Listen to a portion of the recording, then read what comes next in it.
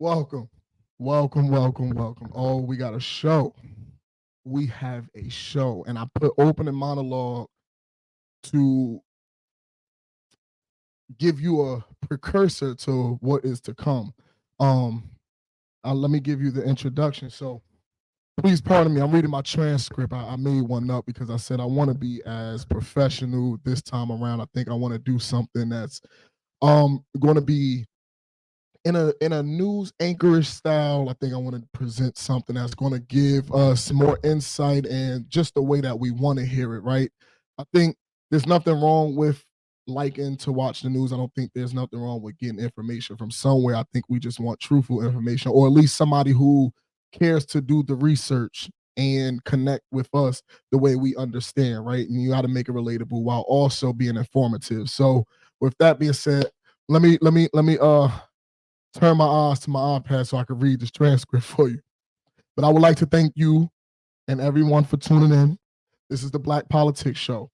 I am forever appreciative. I'm your most gracious, absolutely humble. I am the people's anchor. I am Wade Williams. I'm here to present something different for everybody. Life, as we know, is full of swings. It's sometimes for the best, and sometimes it could go bad. But we're going to be here to explore all of those things, right? Together. We're going to talk about everyday topics. I mean, from politics to sports to entertainment and music, life experiences, stories. As you can see, I got my wrestling belt. I'm going to talk about wrestling. I talk about everything.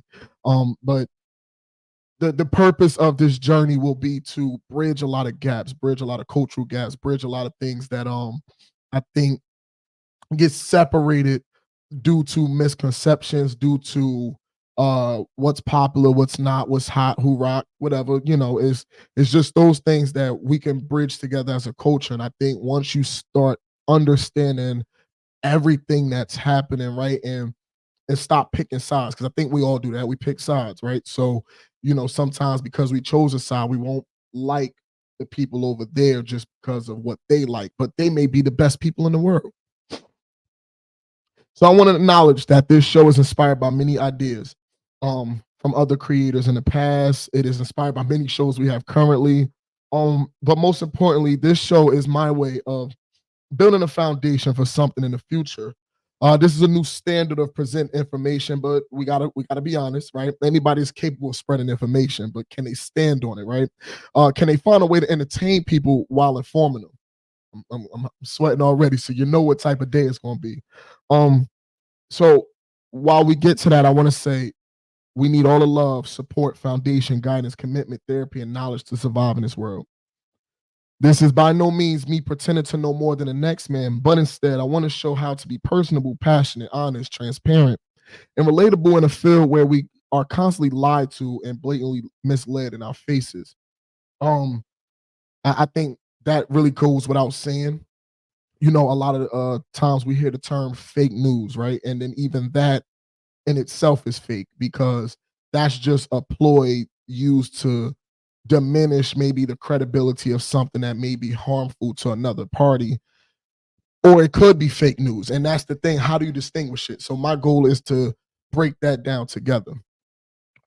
Lastly, and this is most importantly to me, I'm going to freestyle this part because I think, as I wrote this was maybe last week. A lot has transpired in life in literally a week. So I'm going to alter this and say, I'm going to read it, but I'm going to add some dialogue. Lastly, this is my talk space. So as I make this disclaimer, I want everybody to know that anything I speak on, I have experienced, or I did my best to research before putting myself in any dialogue. I am always open to criticism, disrespect, death threats, and feedback. And I want you to know I'm only going to respond to the positive ones because that's who deserves the conversation. I am not here to amp or feed into negativity. But if you are here to hate, thank you. If you're here to see this and say, you know what, this is not my cup of tea, I'm okay, I don't like it, thank you. You gave me a chance, and that's all I need. I just need people to give chances to everybody. It's not just me. I think, as you grow, you learn, you enhance, you tailor your craft. But I want to be very authentic to who I am. I have a journey. I think everybody likes to see success stories. And as you learn me, we will learn about mine. I have a few friends that I'm going to be sharing this space with down the road. You're going to learn theirs. And then as we build our community, maybe I start inviting other people and we start building that, right? So with that being said, I want to put that out there. This again is a news experience, but I'm not trying to make it TMZ-ish or CNN or Fox News. I'm also not trying to copy off of SNL. Because the way I am going to break down a lot of topics is going to be tailored to a comedic style because that's my personality. I am going to say a lot of outlandish shit. That's my personality. I am very professional, but I'm honest. That's my personality. So I won't change that for anybody. With that being said, I want to have the biggest thank you to whoever watches this. I want to have the biggest thank you to my brother and sister. I call her Sophia, but Annabelle and Troy. Very, very pivotal in a lot of this stuff. Dominique, baby, you know I love you, girl. Pootie, my heart, Joy, my heart, I'm we're ushering a new era. And this is our era. And we're gonna do it together. So with that being said, let's get straight to it. Now, over the past, I want to say 2 weeks, and I could be wrong, maybe a little longer. A lot that has been happening in the music world. The biggest one was Metro and Future dropped We Don't Trust You. And on that album, we saw Kendrick diss Drake. And we saw Future diss Drake. Metro didn't diss Drake, but he made the beats, so he guilty by association. Guilty. And boy, after that happened, there is no big three, it's just big me. J. Cole jumped out the window. And he jumped out. He jumped out that window. And I thought, you know what? That boy good. But then he apologized. And he apologized, and I think it threw a lot of us off. So before I get into that, let's focus on the real action. And I say real action as no disrespect to J. Cole, but you gracefully bowed out of this, so it's no need to give you any more attention because you bowed out of it. J. Cole, you are J. Cole. Let me get myself together. You're still J. Cole. I don't think anybody's gonna feel away about your total career. I just think on the competitive side, there's going to be a blemish on you forever. Metro and Future drops, We Still Don't Trust You. Now, me personally, the first one was ass. This one was ass to me too. I shit didn't slap. And oddly, Drake is still being shot at. And this time we have The Weeknd. Not Friday, Saturday, Sunday, or Saturday, Sunday, Monday to some places in the world, or Friday through Monday. No, we're talking about The Weeknd, the singer, The Weeknd. And it raised so many questions in my head. Shouldn't The Weeknd be loyal to Drake, right? Outside of, I guess the hometown shit. I could be wrong. I always thought The Weeknd was from Canada. Maybe I'm missing something, but you don't hear from The Weeknd often. Drops some music on you and then he disappears into the sunset. He comes out with a crazy look and then smoke clears, gone. I don't know if I ever heard too much issues between Weeknd and Drake. I know everybody has their gripes here and there, but then a clip comes out and The Weeknd is calling this man his mentor, his idol, his hero, somebody who introduced him to the game. So why shoot at Drake now? What do you gain, from sending a shot at Drake now? That was odd. I don't have an answer, but I'm curious to know why would we shoot at Drake now? And if that wasn't enough, A$AP Rocky throws a shot.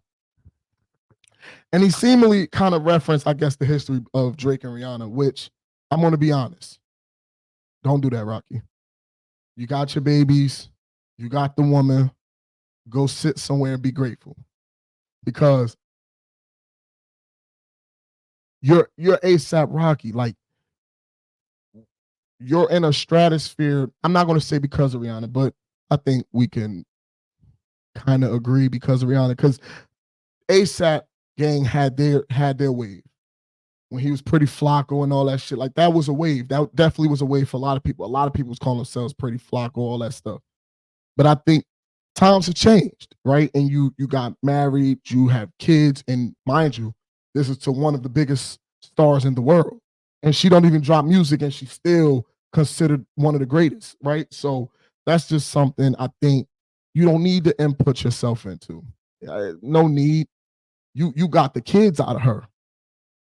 Rihanna's already not a trophy. I don't want to objectify her.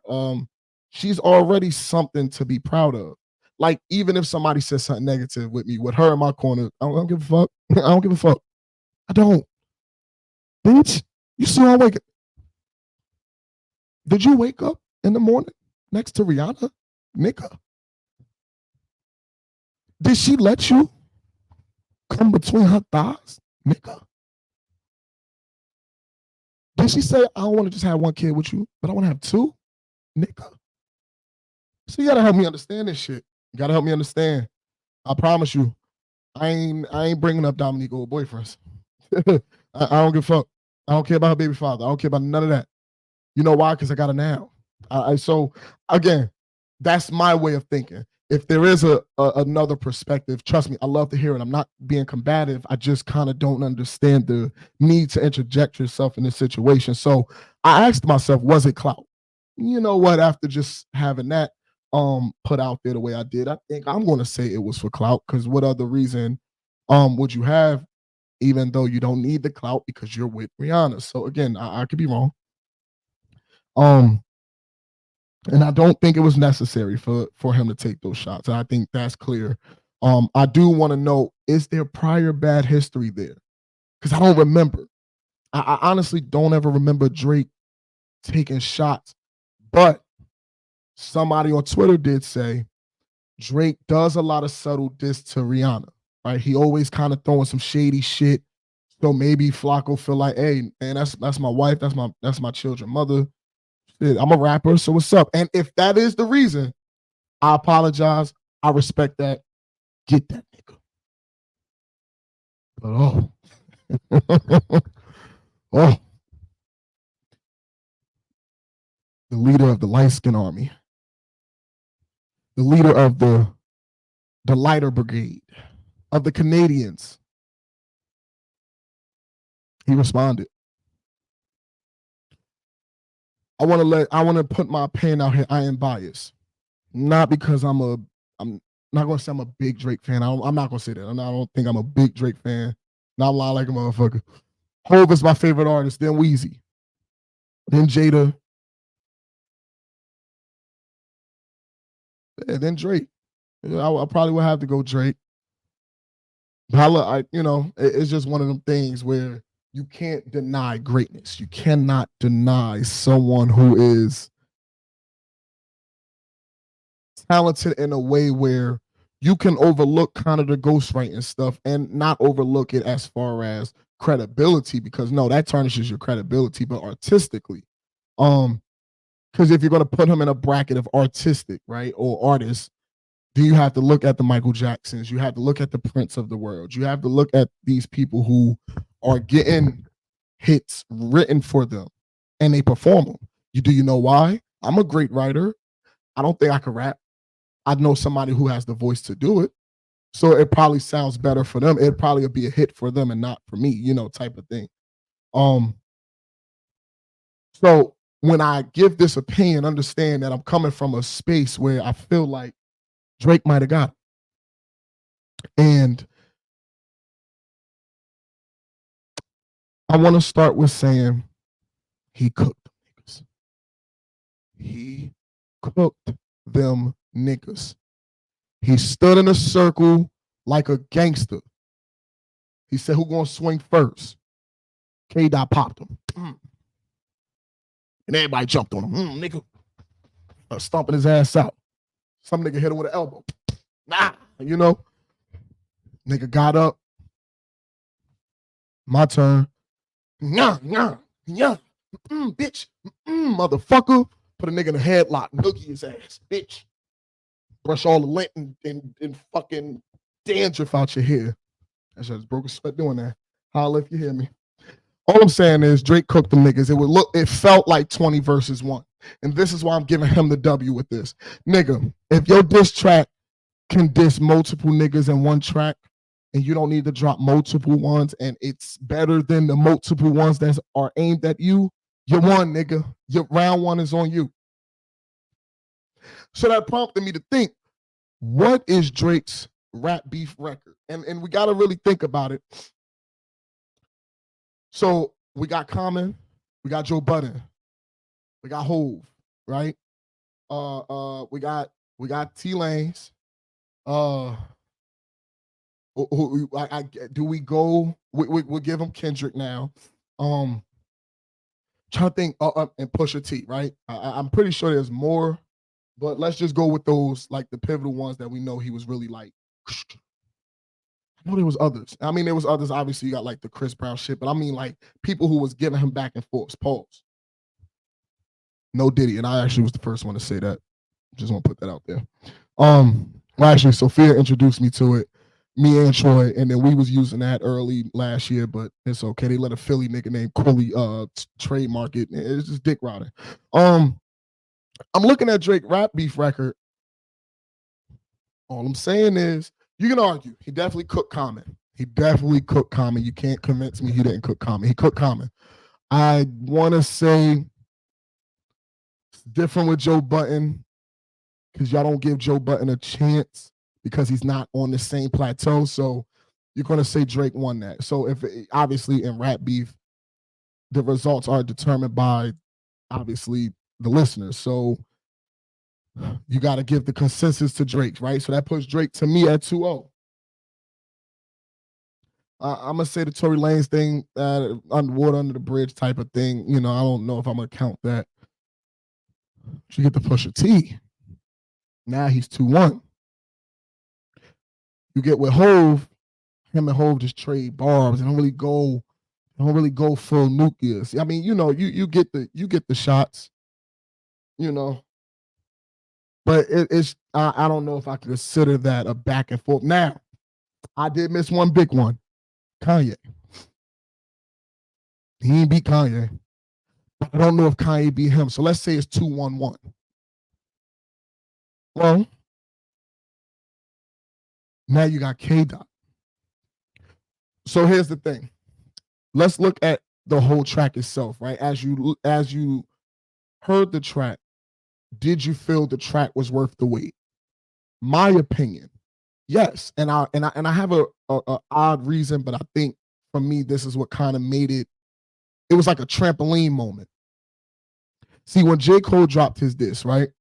I feel like J. Cole and Kendrick track like this, like because Kendrick's was only a verse, it was like the first shot. So I don't grade that as a diss track. I grade it as he opened up a doorway. Let's see how you respond to that. And this starts now the back and forth. So when you go and drop that, you are in first place, sir. Drake hasn't responded. K-Dot didn't drop another song. He didn't drop a standalone diss track. So you're in the lead. Full speed ahead. You got scared. You got psychology 101. What other reason? Do you telling me you really believe that he felt in his heart he felt bad for dissing a nigga discography? The nigga got Grammys. You think your validation really matters? You don't think a phone call, hey, this just rap, baby, we friends. You know, if y'all, this is what I be saying. Y'all don't know who y'all real friends are. And then when shit like this happens, you don't know how to respond. And this is why I say it was a trampoline for Drake. Because understanding the industry, and maybe I'm wrong, I'm going to say I'm wrong, but from looking on the outside in, you put out a diss track. I don't give a fuck if it's your friend. If Troy diss me, I'm going to diss Troy back. And if I diss Troy, I know Troy is going to come back too. When it's time for the dust to settle. I love you, my nigga. Hey, I was trying to kill you, boy. We watch battle rap. URL TV. Sue Surfer, Tay Rock, K-Shine, and DNA. I'm not gonna say Marv Won and Quest Makota. I could be wrong. I don't think they ever battled. A Verb and Hitman. Geechee and Rum Nitty. New Jersey Twerk and Tay Rock. Geechee and Tay Rock. Twerk and Rum Nitty. I'm using battle rappers as an example of you guys are trading musical shots at each other. That's going to make you millions. These niggas are doing it in front of the gang, the homies, their women, their friends, you know, the hood crowd. We in the trenches having rap battle beefs where it could go very left, but you understand the business and where you're trying to get. It's just rap. I didn't say suck my dick, fuck your mother, you a bitch, your mother's a bitch. No, nigga, your music ass, I'm better than you. If we're comparing my music to yours, your music is ass, my music better. Maybe it's good if you going against the mother niggas, but I'm better than you. What's wrong with that? I don't know. And I could be wrong. Again, everybody has different perspectives. I could be wrong, but I don't think I am. When it comes to Drake's track, is it enough? Or is it only the beginning? Now, what I will say is, I heard something. Excuse me. I apologize. I heard something. I don't know if it's real. I heard a snippet this morning on Twitter again, or X, whatever. It sound like he got a lot. He got a lot. And I'm hearing a lot of how can K. Dot respond? How will K. Dot respond? Then you hear Joe Budden and Academics and all these other niggas tweeting. Excuse me. Oh my God. K. Dot has a nuclear. He has a atom bomb he could let off. You got the ghostwriting shit. Check. His baby mother a hoe or a porn star. Check. He light skinned. Check. You think he a bitch? Check. Like, unless you got something, let's pipe down until we see it. And that's how I feel in that. Like, how can K. Dot respond? I think he can respond by turning this into a takeover ether situation. Because right now, Drake has takeover. But if you don't respond correctly, it could turn into ether. Because if you correlate it, ask a lot of people how they felt about takeover for all those months until ether came out. Because I think takeover sat out. Takeover was probably rocking for like at least, and you could do your research, a minimum of 4 months. Takeover was standing by itself as a track. Ether came, changed the whole landscape.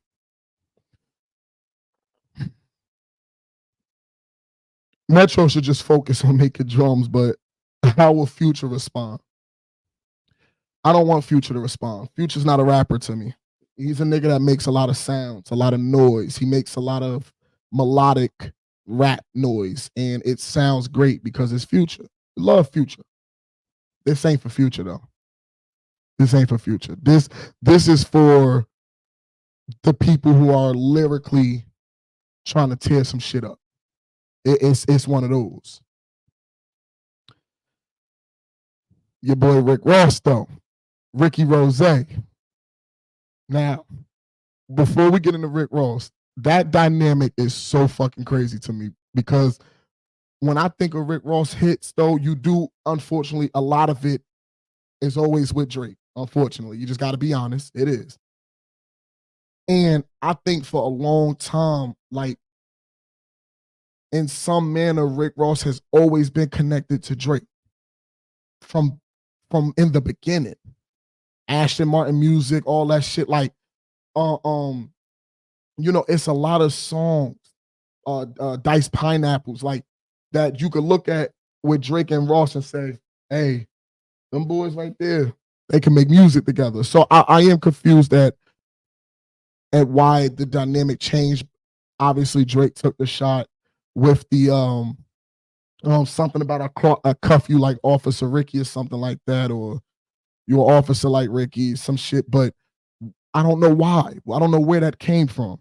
It must have been something that happened prior. Something had to be said, but Rose responded about feeling away that Drake sent a cease and desist to French Montana. So I'm wondering if there was some talk behind the scenes that got back to Drake and that prompted that. But now, when you speak on a cease and desist that was sent to French Montana, does this enter French Montana into this rap civil war? I don't know. I don't know. See, that's a big question because why did he send the cease and desist? See, we don't have that answer yet. So I think as time comes, if French do decide to speak on it, he's going to instantly be thrown into that. So this may be battle raps. I said battle rap. This may be rap's version of like Summer Madness for battle rap. Like we're about to get the craziest names just going at it. And it's going to eventually end up to people starting to shoot at each other because that's what rap is. But I wanna say this.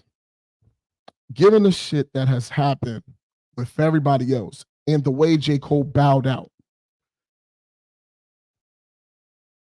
how does that make you feel when you hear it as a J. Cole fan for your favorite artist to talk about how he gets on everybody's tracks and he kills them?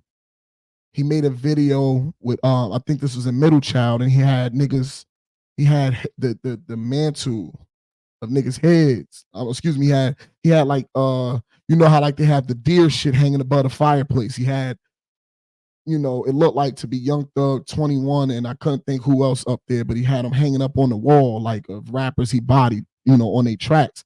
And I'm like, you're willing to take those shots, but then a real nigga lyricist is in the scope, and now you're afraid of the aftermath. That was a bar.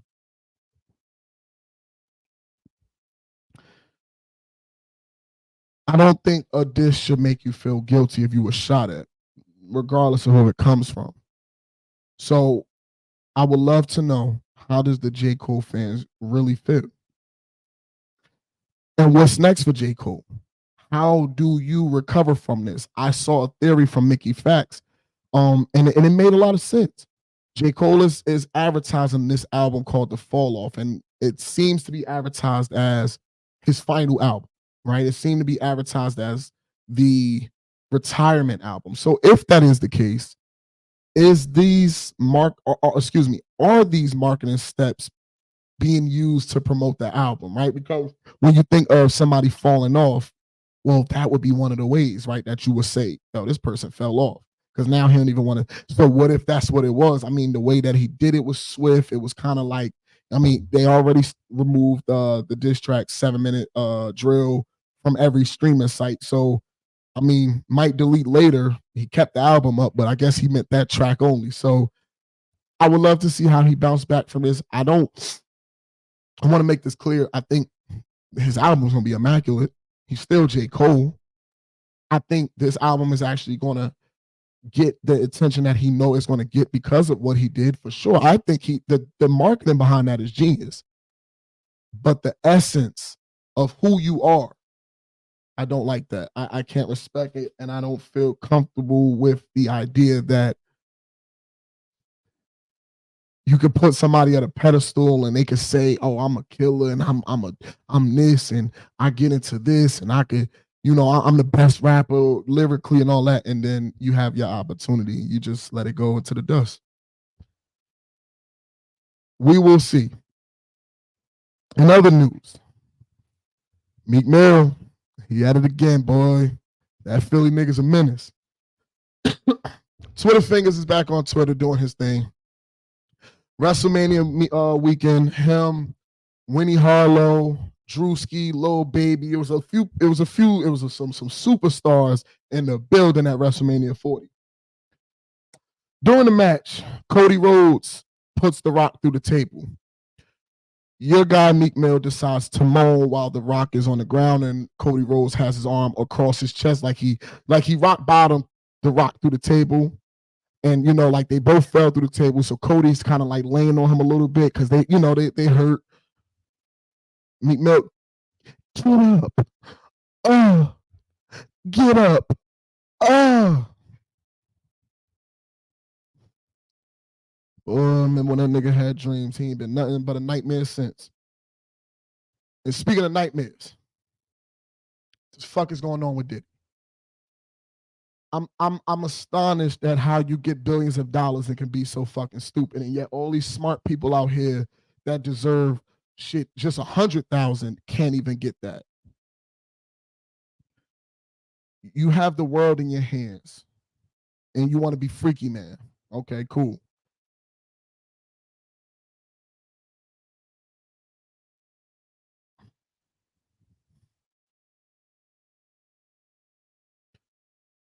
I want to speak on something, and I'm gonna scratch this segment of what I was gonna, how I was gonna discuss it. I want to just speak on it, point blank, period. You know, black, we as black people, we always talk about, oddly, we're always in a space where we speak about how white record execs, excuse me, white label execs, Jewish people, whatever you want to call them, right? Whatever you want to say. Give me 1 second. I just want to grab a water.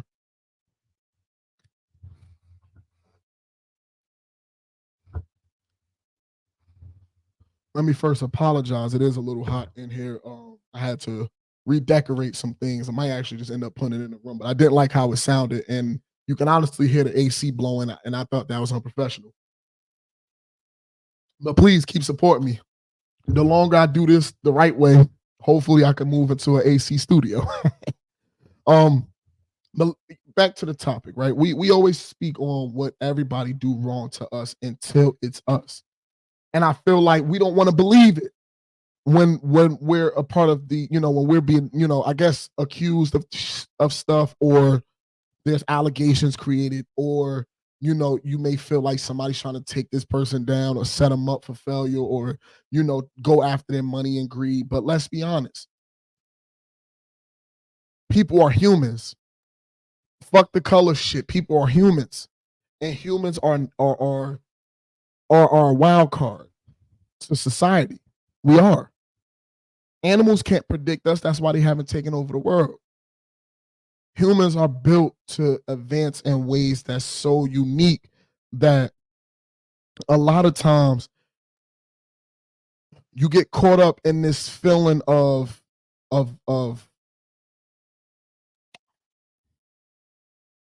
you fucked up.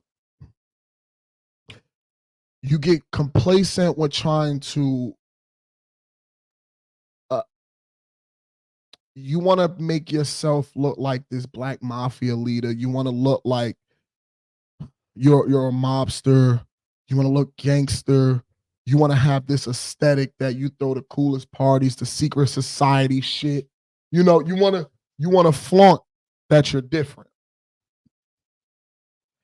And to that I asked, for what? You have billions of dollars. And then you do good things with the money. Because we can't take away P. Diddy was donating money to historically black colleges. Part of a lot of black initiatives. He spent a lot of money doing good. So it that's what bothers me the most in all of this. And I think Diddy had his hand on a lot of things, obviously, but figuratively, he had his hand on a lot of influential things in our culture. And I just feel like, why would you let your people down that way? And then to see your sons get arrested, like, you literally just ruined your whole legacy. You tarnished the entire legacy.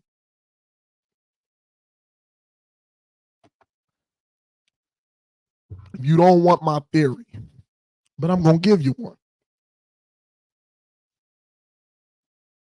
People die every day. I know that much. What I don't agree is that people die in times where truths are being revealed. That's something about this industry that seems to be a consistent theme. People always start dying around times where truths are being revealed, and it's usually the ones that could be the nail in the coffin. That's what I will say on that. So when I think of these two gentlemen, because see, the thing is, Stevie J always been a weird, freaky nigga. Stevie J has always been a weird nigga. He's always been just another nigga. I don't know why we put a camera on. And again, maybe somebody might feel that way about me, but the thing is, I'm not trying to set my people back in any means. If I'm not giving information that is beneficial or a valuable opinion, or if this is not something anybody agrees with, then you can disagree with it. Is it being harmful? Is it setting us back? No. It's speaking on what's our reality, which is a bunch of people with money doing dumb shit when they get it. When there's other people struggling and taking their lives and going through some very dark times, hurting themselves, or whatever the case is. I'm disappointed, more so, not shocked. Diddy and R. Kelly I don't put nothing past them niggas. You can listen to Biggie lyrics. Shit, I'm gonna be honest with you. I think Biggie was a part of that shit. You don't rap. Your daughter looks so good, I'll suck on your daddy dick. No, you don't. You ain't no. Ain't no real nigga saying that. Just not. Just not. And being gay don't make you a non-real nigga. What I'm saying is, no respectable man, period, is going to. It just don't happen. That's not a normal thought process. So, while in the world of so many conspiracies, we'll leave it at that. I'm not going to say so-called, because it is a lot of conspiracies happening, and I think there's a lot of theories. I think there's a lot of things that do happen in front of us that we are trying to be cognitive and aware of, but it's hard because on one end, we're not wrong. We are being mistreated in some form of way, but then on the other hand, it's like, goddamn, like y'all are really making it hard for people. Like, you're making it hard for us to stand on the shit that we're fighting for, because you got to know the game you playing. Until we get more power, some shit we ain't in a position to do. So when all these people talk about black unity and black power and black empowerment, you have to think about everybody on that totem pole. Because the strongest foundation of the black community, whether you guys like to believe this or not, are the ones that's down here. The niggas like me. The not even just like me, excuse me. It's millions of us. You can go on YouTube, look up a podcast right now. It don't take long for you to listen, hear them. Perfect example, RDC World. That's my favorite. If you listen to them, you can tell, okay, they grew up in a structured household, right? They grew up the right way. But what did they do? Understanding how they came up, and they understand other people's struggles. They understand what everybody go through. As a group, it ain't just black people in that group. Dylan is Indian. I think they do, of course, I'm sure they have white friends. Sure, they got all types of friends. But the camaraderie is, how are we going to make other people happy? How are we going to build people up? And then using my power or their power, they're using their power to essentially add credibility to the community. Because let's take what they're doing, right? Mark from RDC World, he does he's making a anime and a comic book, right? And now he's a writer on different shows. Like, he's doing so much because that's how you add credibility, right? To the places where they didn't think we would fit or we would like, or it didn't fit our culture.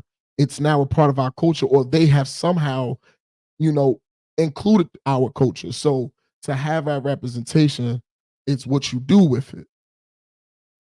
Time will tell, but you can tell who's the good people. You can tell who wants to do right. That's it. When they want to do right, you give them all the love. Keep them in that direction. Because I'm going to say it for me. If you support this, if you like what I'm saying, if you like the idea, if you like my concept, if you just like the conversation, if you like to hear about life, if you want to hear about my view on politics, or my black politics, as I call it, because I don't want to call it her politics, because fuck all that. Then that her shit is done for. We black, point blank, period. But we do have our own politics, and they do need to be discussed. So I say all that to say, A lot of people with these allegations are the ones who are the front runners of screaming all of this empowerment shit, and you're hurting it. You're making it look bad. You're making us look undesirable in terms of wanting to get support from others. And I don't know why you niggas think in this world all we need is us. No, we need everybody. Everybody needs everybody except the ones in power. And you know why they don't need everybody? Because them niggas understood you need everybody. Think about this. Top powers in the world. Are they just white? No.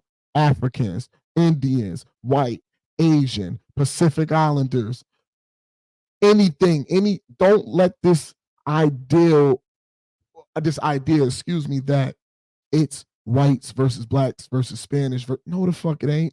No, it ain't. Look at the top companies in the world. They show you the face of the companies, usually a white face. Look at the board members, though. And it's funny, right, that we get into this. I was actually going to talk about, I talked about like the good and the bad of, this, what the system does to us. Because again, like I said, sometimes we right.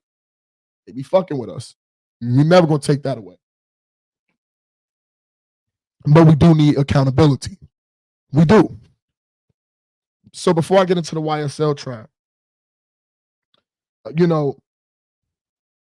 we talk about us, and I was saying how we always say we just need each other, right? Black people need to stand behind each other. Black people need to support each other more. And I think that is the closest to the truth, but furthest from the answer.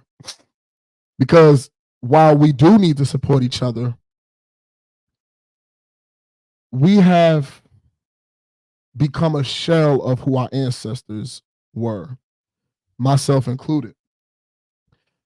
I don't know if you guys knew, but affirmative action rights was overturned, right? So that means that now it is not a requirement at all by law for a company to be mandated to hire a minority.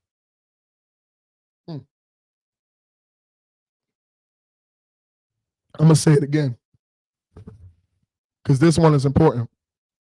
Affirmative action was overturned, which means it is no longer legally required or mandated by federal regulations for any business in the United States of America to be obligated to hire a minority. I might have had my experience as I left PNC Bank. I noticed that, with the resume of mine, I confidently thought, oh, I could leave this job because of what they put me through, because I know with this resume, I could find another one.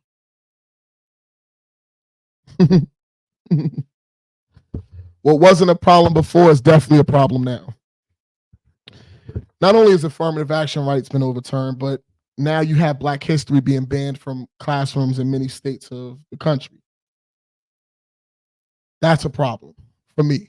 At first it wasn't, but because I didn't want it to be in the context of you're just teaching Black history. I think that's how they tried to manipulate it at first. And that's what my understanding was. Because I'm like, I never, when you was growing up, I graduated high school in 2013, right? So from middle school, I want to say, let's say 2008 to 2013, there was never a African Americans history class or Black history class. It was always American history or U.S. history. And it just happened to have our history in it because we're a part of all of it.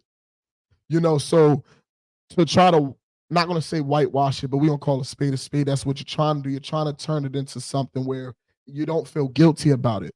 I'm not asking you to feel guilty. Just understand that story needs to be told so it doesn't happen again. And let me repeat that because that's where the agenda is. It needs to be told so it doesn't happen again. Because when you stop telling the story and nobody knows, as generations start to develop, history starts to fucking repeat itself. because they was never told to be prepared or warned about what happened. So that leads me to saying this.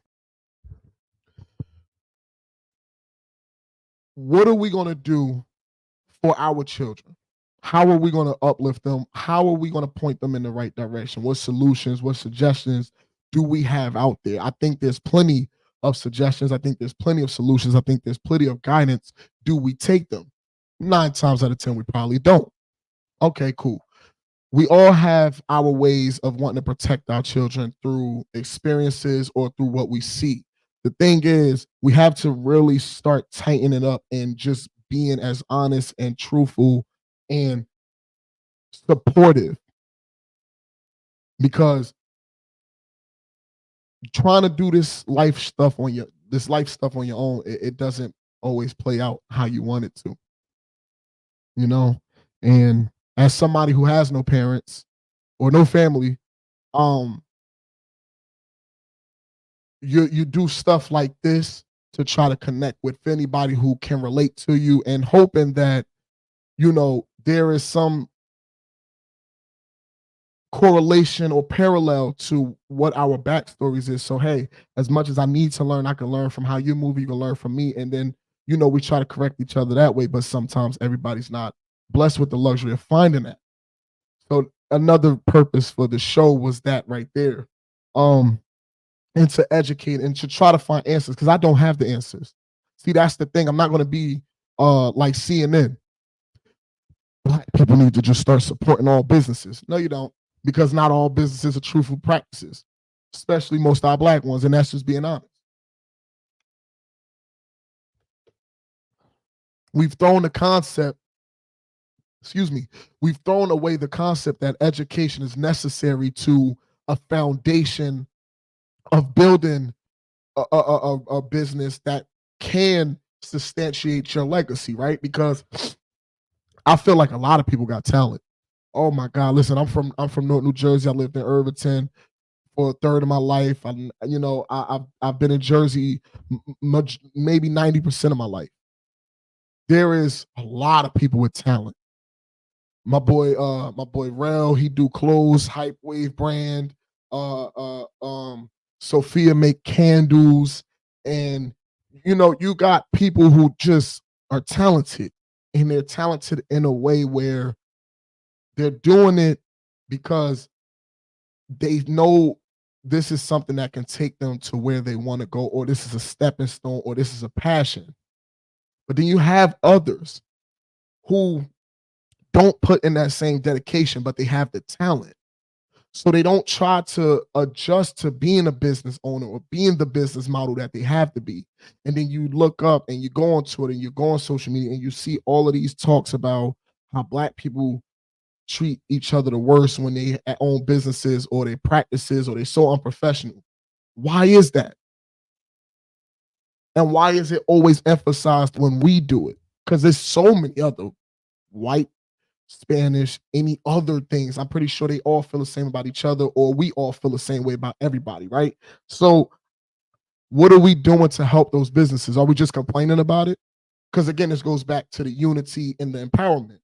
You're complaining, you're knocking them down, but you don't leave a suggestion. Because I tell you what, this is what I'm the king of doing this shit. I'd have been a district manager at Dollar General. Actually, let's go through my whole resume. I started off as a stock associate. I went to keyholder, went from keyholder to assistant manager, from assistant manager to store manager, from store manager to training manager, from training manager to district manager. Left then went to the bank. From the bank, I started off as a banker, became a universal banker, became a branch manager, became a business branch manager, became a loan support analyst, became a relationship banker. I'm sorry, relationship manager. Then I became a field analyst, which is an examiner or an auditor or a business analyst, right? And now back to relationship management. So I say these things to say, when I go into encounter people, right? Again, I don't feel like I know everything, but I understand the experience. I understand the background. I understand the resume that I have taken the time and dedicated to build, because I have somewhere I need to get to. I have somewhere I want to go, and I need help, and I know I need help, and I want someone to pour into me the same way I would love to be able to pour into somebody else. So if I see somebody having a bad day and you can feel that, you feel that energy, may not be always the most professional. Well, then you have to look at yourself in the mirror. Are you going to feed it to it, or are you going to try to change the outcome? Because that's what I do. Girl, you ain't got to be mad, baby. Too pretty to be mad. Come on, brother. Hey, you good, man? Man, sport, you try to talk about sports, you try to talk about something, shorty over there look good, you know what I mean? You know, it, it, anything to just try to make the next human feel better about their lives because you don't know what they went through. They could have just lost a parent and you're complaining because they gave you a service you didn't like, but you may have caught them on a bad day. That doesn't excuse the ones that's consistently the same way. Stop supporting them. But when you see somebody have a bad day after you known them to be good, don't kick them down. It's okay to lift people up. And then you got a stigma out there that, everybody's not people's parents. It's not my job. That's the difference between us and our prior generation or the ancestors. When you grew up, what was the most quoted thing you've ever heard growing up? And maybe I'm speaking out of turn for everybody else, but I think this will be the one. It takes a village to raise a child. Who's your village now?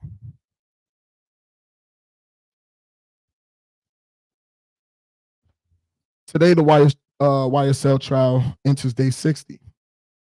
This case has been progressing in one of the most dramatic, ironic ways I've ever seen a case unfold. And another thing I love to to brag about, I am a law student. So I take interest in things like this, especially the YSL case, because obviously I have bias.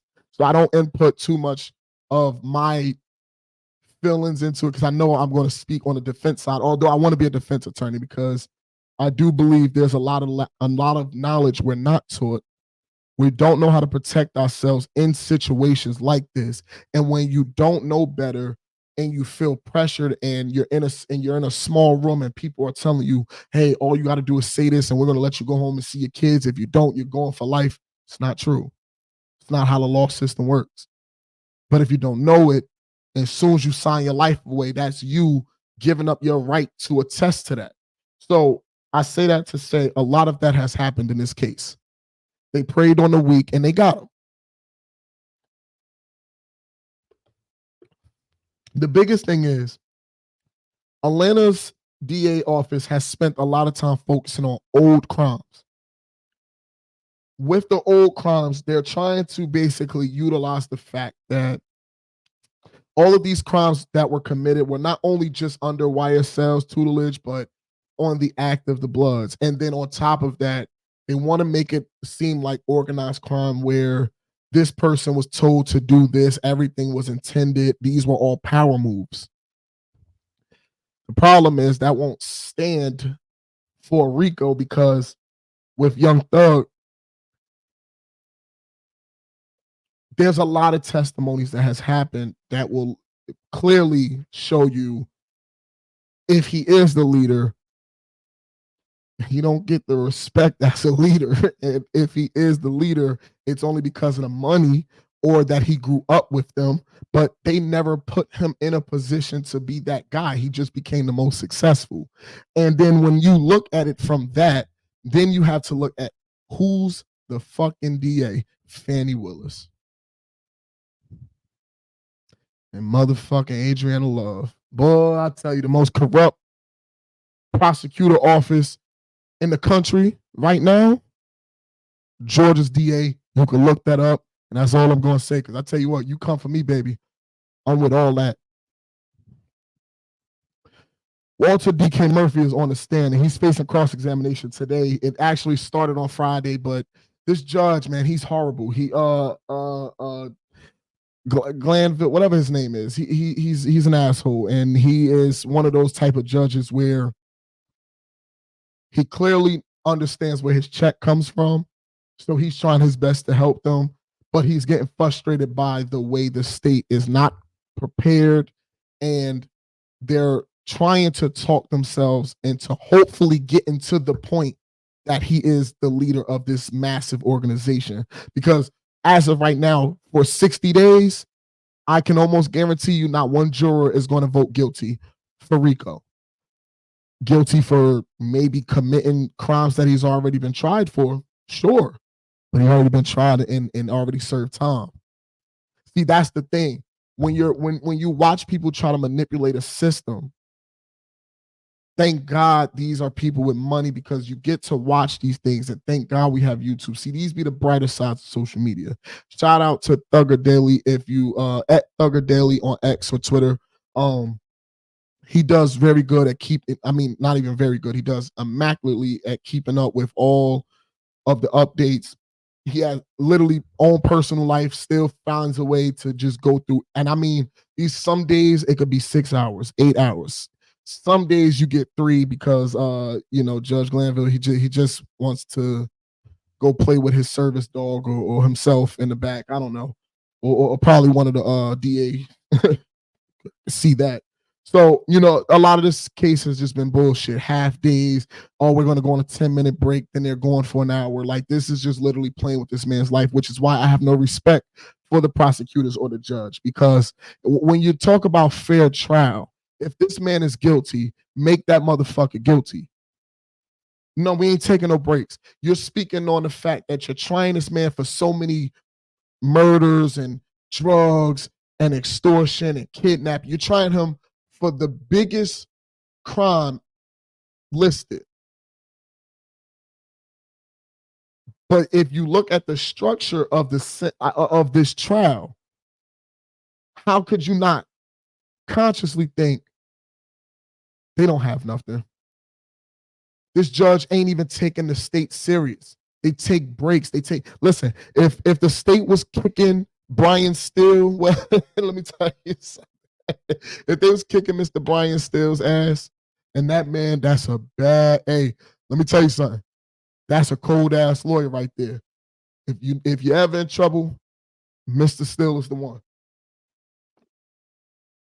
If Georgia was kicking their ass, it wouldn't be this many breaks. It wouldn't be this many. This shit, day 60, we would be halfway through the trial because all of the evidence that was given would make sense. And as you go through the list, right, how you present it, you get your answers, that's it. Cross-examination.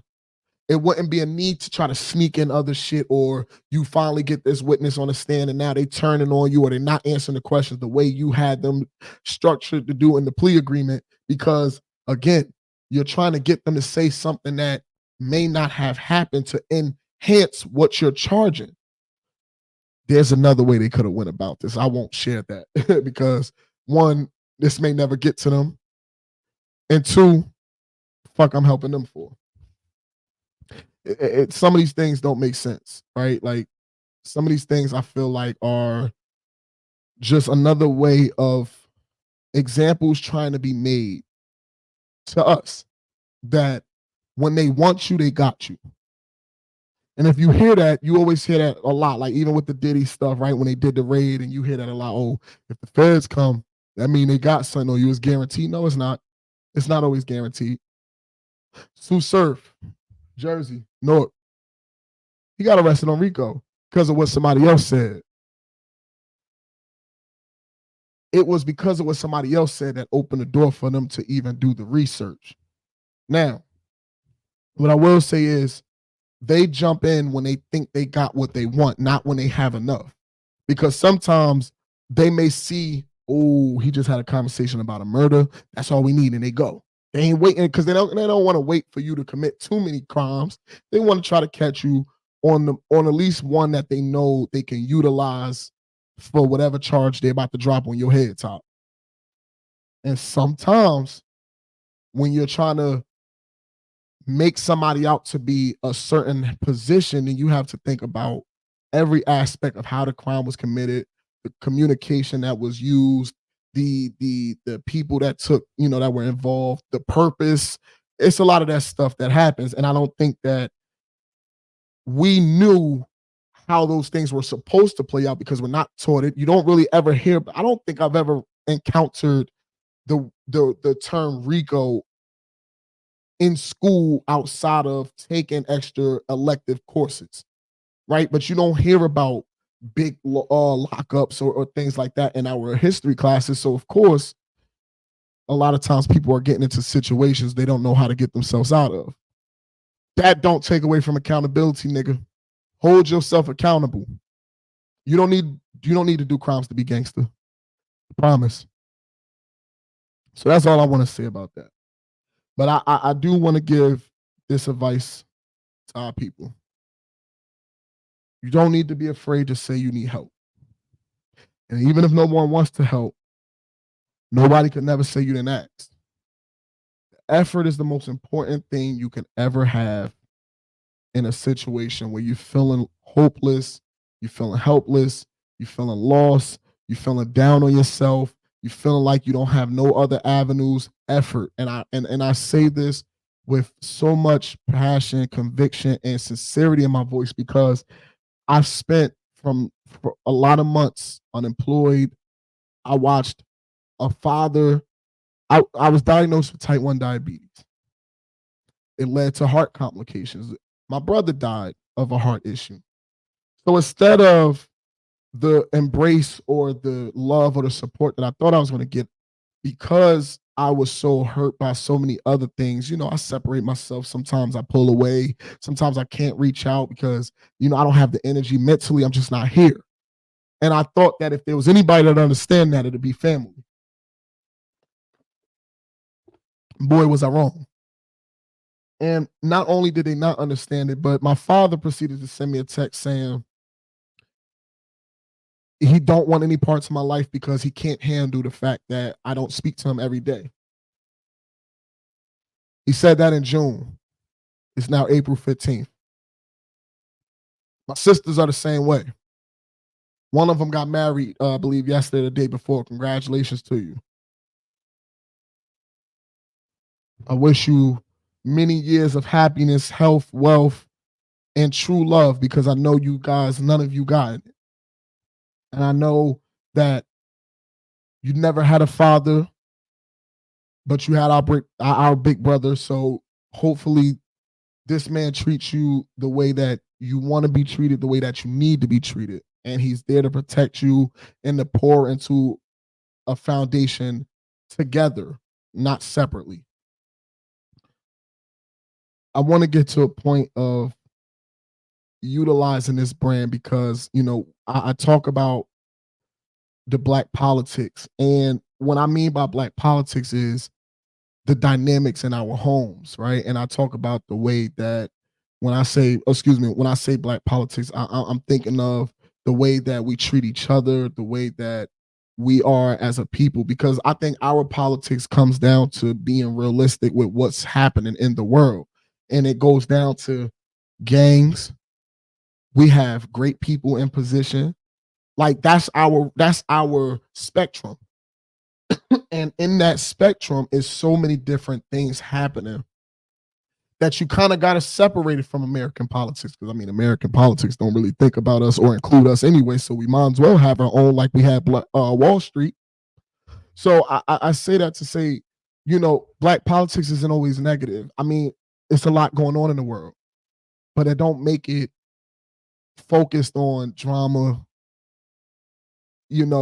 allegations, crimes, rap beefs. They're just things that entertain us in our culture. There are things, unfortunately, negative on both sides, right? Because, again, I'm going to be honest, I am biased, but I do think the YSL trial is a way to try to help somebody's political career versus Diddy needs to take his ass to jail and whatever happens, happens. See, that's the spectrum. But when you get to talking about affirmative action and you start talking about Black history being banned from the classroom, right? Didn't even mention this, and I'm glad I went back to it. I think this happened maybe a few weeks ago, and I'm going to do more research on it because I'm going to actually continuously talk about this for a while because I'm very upset with this. The Supreme Court overturned the federal program dedicated to funding minority businesses. What that means is this mandate now states that funding cannot be dedicated strictly to Black businesses, but now has to consider all applications for any race.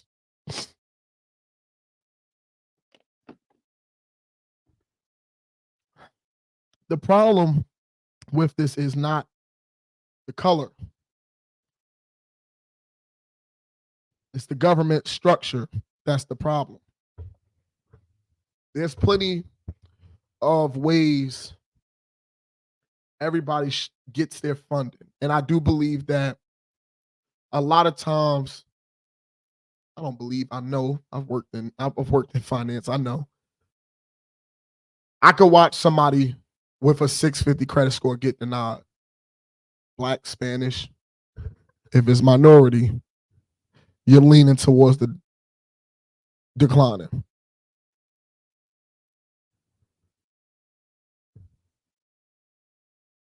Why?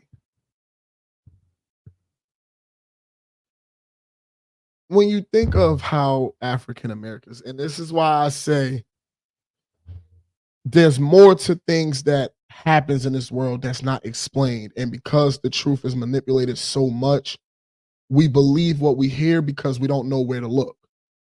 I mean that to say, they always had a stigma about black people.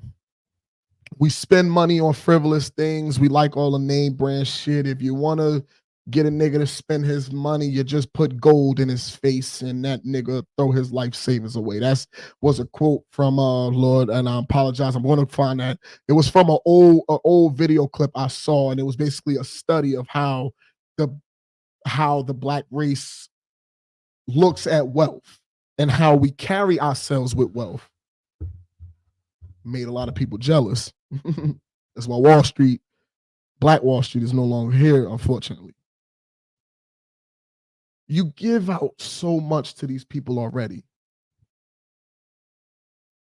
And you tell us that we spend so much money. So if we're pouring so much into the economy, why are you taking the money away from us that we are using to enhance our business to matriculate that money back to you guys? Because that's what's happening. We will a motherfucker make a check, they check, and they think this is rich. $2,000 every 2 weeks. They go drop half of that shit on some Amiris. Guess what Amiri gonna do? They're gonna pay a luxury tax. That luxury tax gonna take care of the government and all the employees. And that's just one brand. The physical report, FISCAL, that the government releases will tell you that a lot of money that's being allocated, they try to make it look like they're allocating this money into government spending like education and all of these federal funding programs, for minority businesses and immigration laws. And they love cutting down the military funding, but yet you keep motherfucking jumping into conflict that has nothing to do with us. These things that happen, when you listen to it on the surface, you understand that there's so much more underneath it. So why not give us those answers? Why not tell us what it really is? Because you're gonna cause some trouble. You're gonna cause some uprises. You're gonna cause a lot of people to either figure out that maybe we do need to get together. And that's all y'all afraid of. Y'all not afraid of black people supporting each other. No, you're not. Kind of think you guys implore it a little bit. I think you guys are afraid of all races of people coming together, and not just all fucking 7 billion. No, I mean, like, hey, it could be a few 100,000 or a few millions. Because sometimes all it takes is one to put 10 on, and then 10 put 100 on, so on and so on and so on. So I always get intrigued by the way that the news delivers these things to us, because it's broken up, it's kind of sprinkled on their news topics as if it's not important, when in reality it's important to millions. So how could it not be? But that's because of how they see us.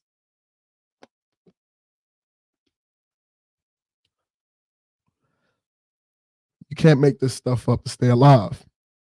We got Donald Trump.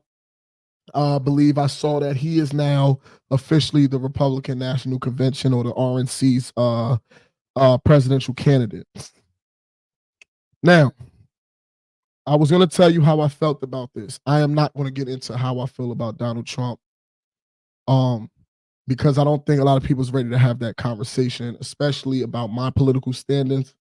But what I want you to know, if you are somebody who stands in the middle and say, "Look, I can't vote for either side because both of them are fucked up," Joe Biden is 175 fucking years old, making promises to niggas he know he don't want to keep. We keep talking about student loan debt forgiveness. Why?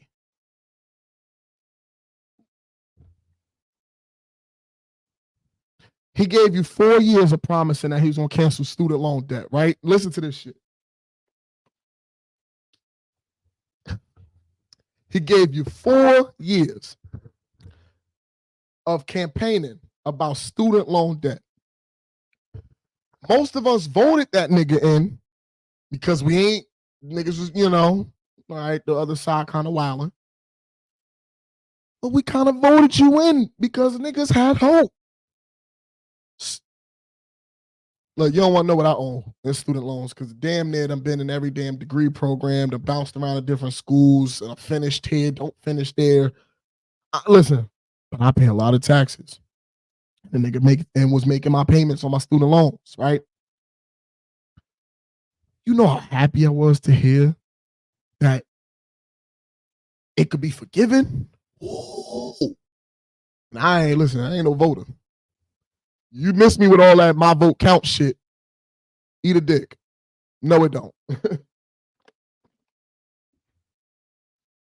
Every vote counts, but you got to get everybody to vote. Leave that there. So, you got me hyped. Oh, we about to get our student loans. What? Dog, credit about to go. As soon as I put the word credit out there, motherfucking Senate pack that shit up. They ain't pack. I mean, sorry, not the Senate, the Congress. Get that shit out of here. We ain't niggas. You crazy? Then they said it was against the law. Bitch, you make the law. What the fuck you mean it's against the law to forgive student loans? Bitch, you the law. You are the law. Y'all break the law every day.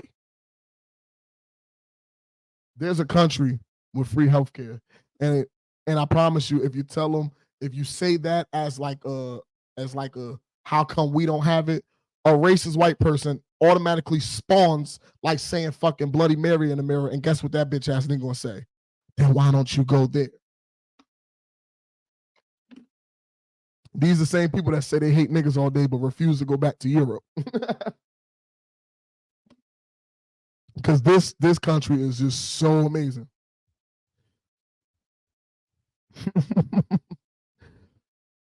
They still talking about abortion. And I notice there's a lot of men talking about it more than women, and I hate it. You can't get pregnant, fucktard. You can't get pregnant, asshole. Literally. It's not possible. How the fuck you got in the pain about somebody else's body? You don't know what that pain is like. You don't know what the future may hold. You don't know the dangers it could be. You don't know if at birth you just forced a woman who could be potentially. And I do believe that. Let me put this out there. I'm gonna do a little more research, but I know I'm right. Most states don't give a fuck anyway.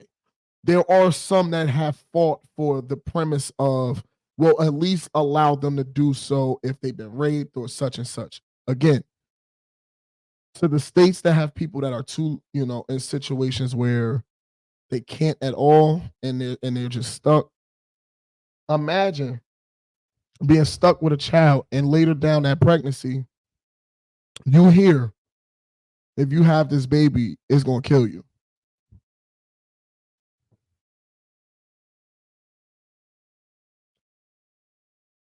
Imagine a man telling you, I don't give a fuck that you got raped. You gonna keep that baby.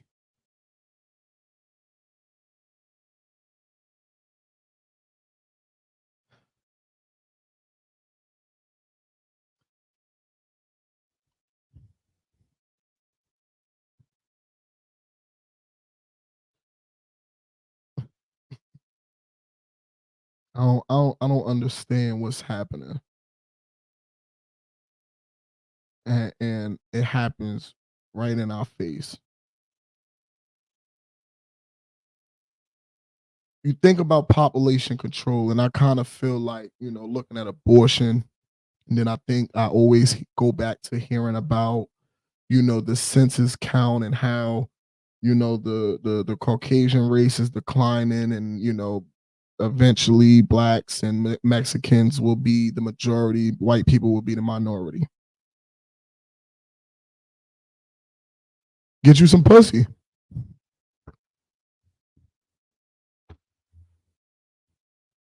because I'm two. I got two. I'm gonna have me five. You better figure yours out. What Bernie Mac say? I'm gonna get mine. You better get yours, but you better get yours the right way. Because I tell you, these women ain't playing. And I implore all women to please go to a gun range. Please, please, women, go to a gun range. Please, please, please, please, please, please, please. Go to a gun range. Practice your target. Practice your aiming. Practice your comfortability. Practice your confidence in the event that you have to defend yourself. Mace is cool, but when a nigga seeing red, he don't feel mace. And unfortunately, I see too many videos of men killing beautiful women of all races and creeds. I don't give a fuck about none of that shit. Just killing women, period, because you can't get a number. We got a lot of shit to work on.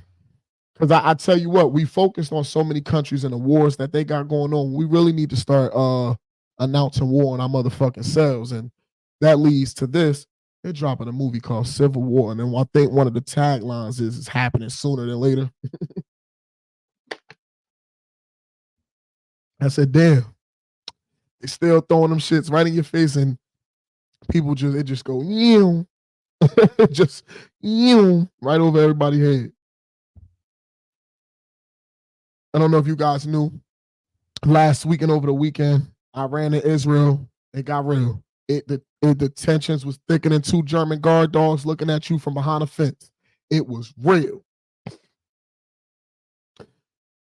Iran told Israel, look, keep that shit over there. Don't do nothing to get yourselves hurt. Again, I don't have a side because I'm really trying to understand what the fuck is happening. And the only reason I say I don't have a side because I'm for anybody innocent. That's why I don't want to pick a side. You're not going to tell me that one country is just completely evil and don't have any good people in it. That's not, no, no, no. Fuck that. Fuck that. Free Palestine? Sure, I agree. Free anybody innocent. Get the Israeli families that's there that are innocent and don't want to believe in war, don't want to fight nobody, they don't care about conflict.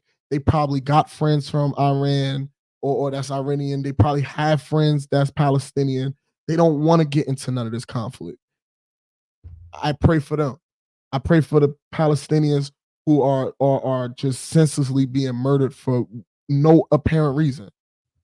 I pray for all Iranians who have. I hope I'm saying that right. Iranians. I just keep saying it, but I just pray that everybody who deserves peace, happiness, and stability and structure get it, and not have their life taken because we're expecting adults to just be able to have conversations. Because what the fuck is war really? You telling me I can't go kill a nigga in the street, but you can commit war legally.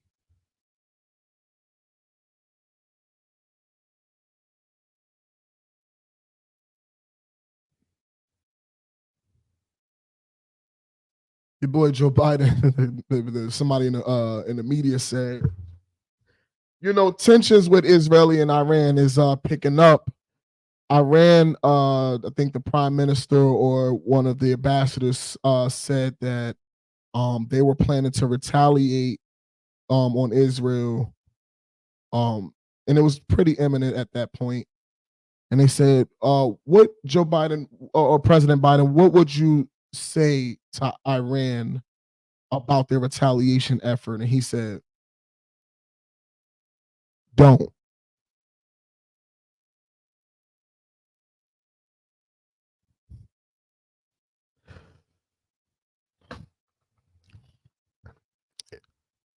We're done with that negative shit. We wish peace, love, happiness to everybody around the world. Everybody. My Zoes out there, listen, I know what's going on in Haiti, and I pray for all of you. That's a story that I'm going to save for another episode because I want to dig in depth to that because I think there's a lot of stories that comes out and they misconstrue a lot of what's happening in Haiti. Haiti is revolting from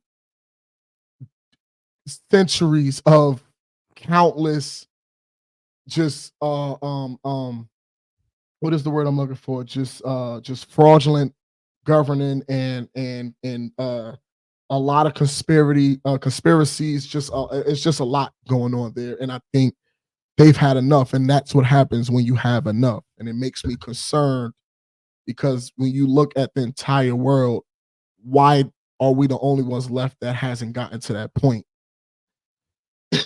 So enough with the politics. Let me give you a segue into what this what this segment is. If you have not learned by now, your boy is a fool. This is not first take. I am not Stephen A. Smith, nor am I Shannon Sharp, and I damn sure ain't the new Skip Bayless. Second take is going to be dedicated to sports topics, but as I get more comfortable with my show and I want to start getting more time segments, I actually will have second take be another show I do on the side. Because I love sports and I'm already an hour and 23 minutes in. I don't want to make I'm not trying to make this a 3 hour. But there is a few things I want to talk about, but the general synopsis of what this segment is my version of first take. I'm going to have my brother Troy up here. Sophie is into sports, so she ain't going to talk about sports. Eventually, no, actually, not eventually. It's just going to be me and Troy. I don't want to include nobody else. If as we build our community, the people who watch us and want to get up here and they reach out and say, "Hey, let's debate about sports or let's argue about sports," you're more than welcome. I'll send you a link and we'll do it. But with that being said, oh, okay, we can't say that. Okay. Dent.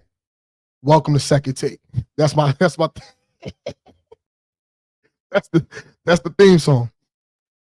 NBA playoffs is starting. But we got the play in first, baby. Actually, let me read you the matchups because I was writing this stuff down last night, and I don't think at the time that I wrote it, the play-in spots was secure. So right now, we have let me get to it. So tomorrow, the first games of the play-in. We have Lakers versus Pelicans, and this is for I believe this is going to be for the 7th versus 8th place spot. And then we have Warriors and Kings. And I swear, I feel like did the Warriors and the Kings play in the play-in last year? Or no, I don't think so. I think the Kings was like the top ranked seed, right? I think they had a good record or the best record at that point. But this for some odd reason, man, the Warriors and Sacramento, obviously the Bay Area, so it makes sense. But it's just a great thing to see them encounter each other, especially in playoffs. So that's Tuesday.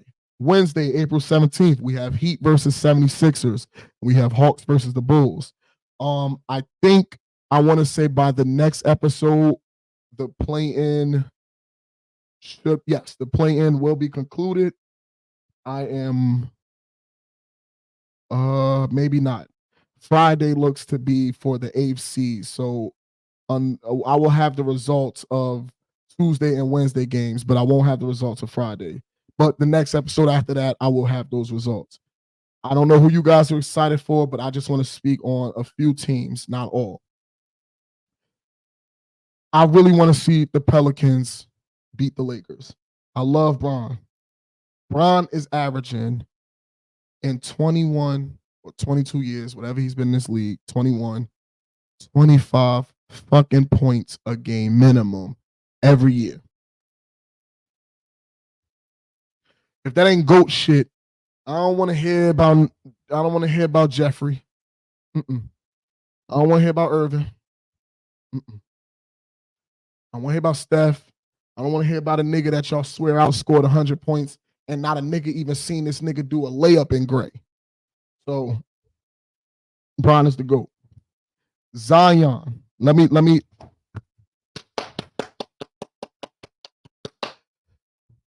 Listen, that's how you fucking do it. You can be hurt. You can feel offended. You can take it personal. But the fact that this young man has been injured, he has been hurt, he has gotten barely any leeway from media, and he's turned his career around in a way where he got so fit, he is explosive, he dominating in all areas of the floor for the Pelicans.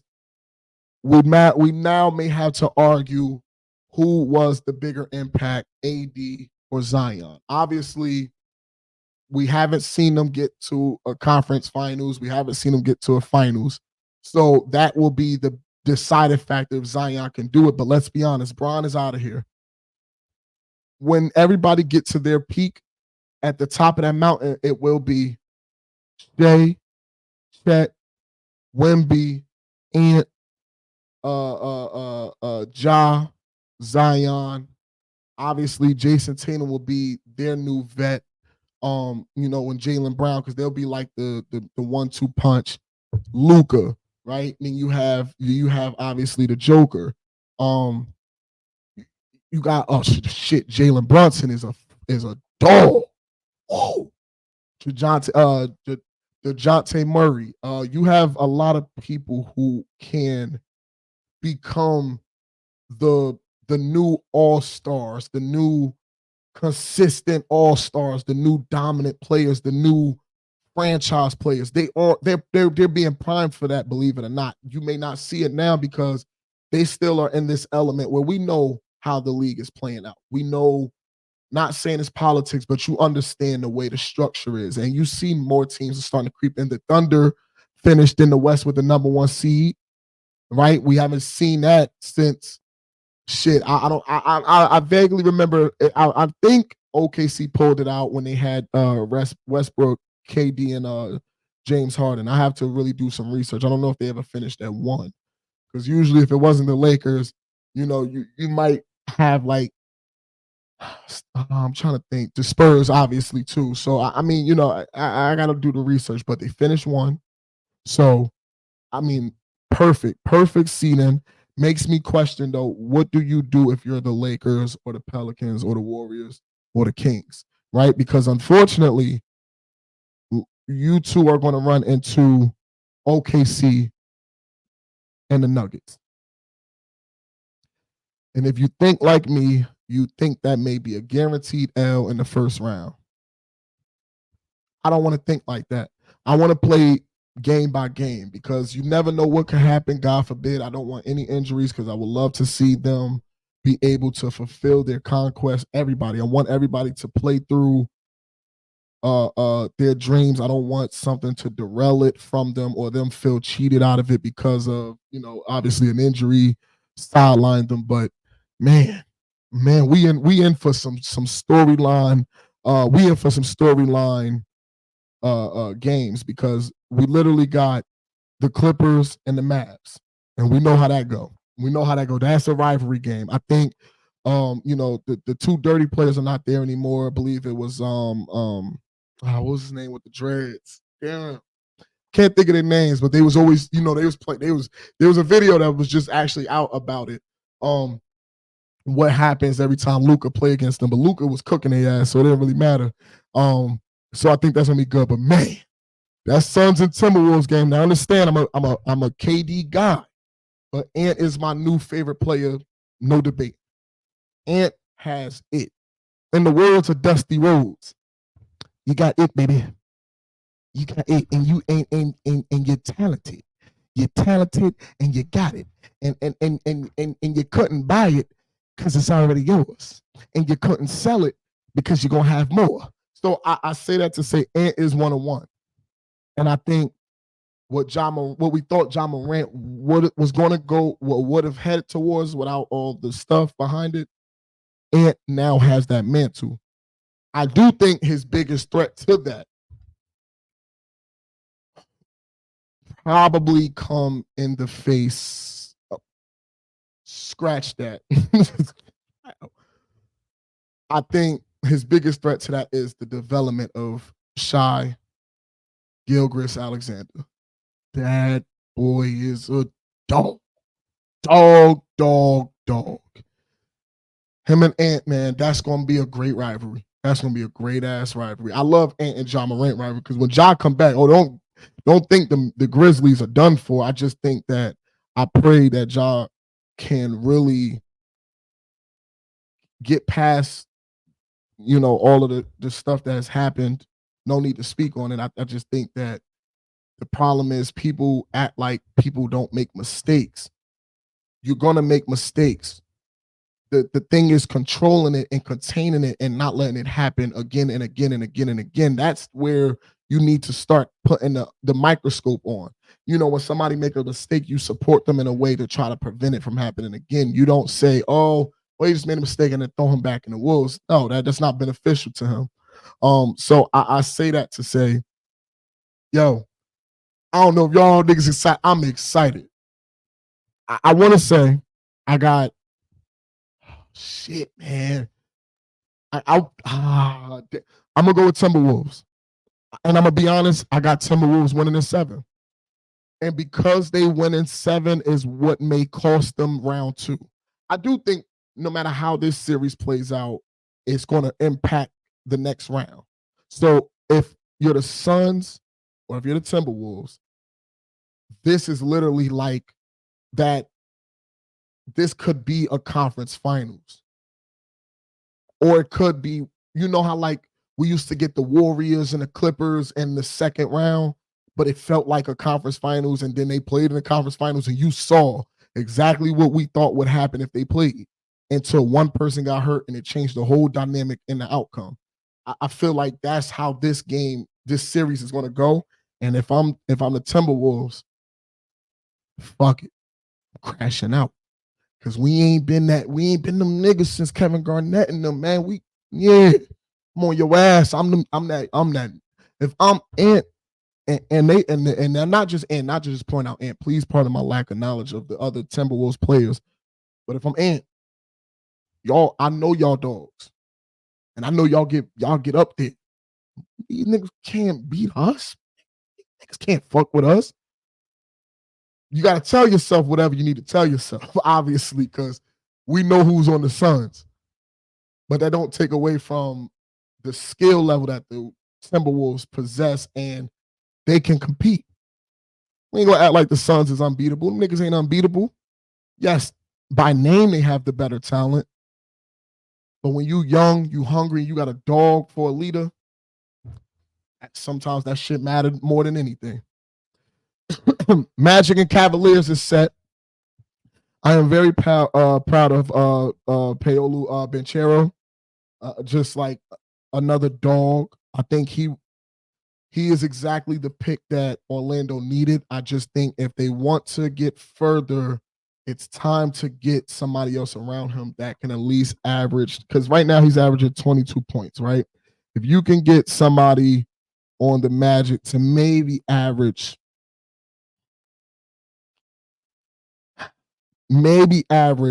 another 20 with him, then you have a contender. Because right now you have Fred Wagner, and I mean he's literally averaging 19.7. Franz Wagner, he's averaging 19.7, and then literally Jalen Suggs is all the way down to 12.6.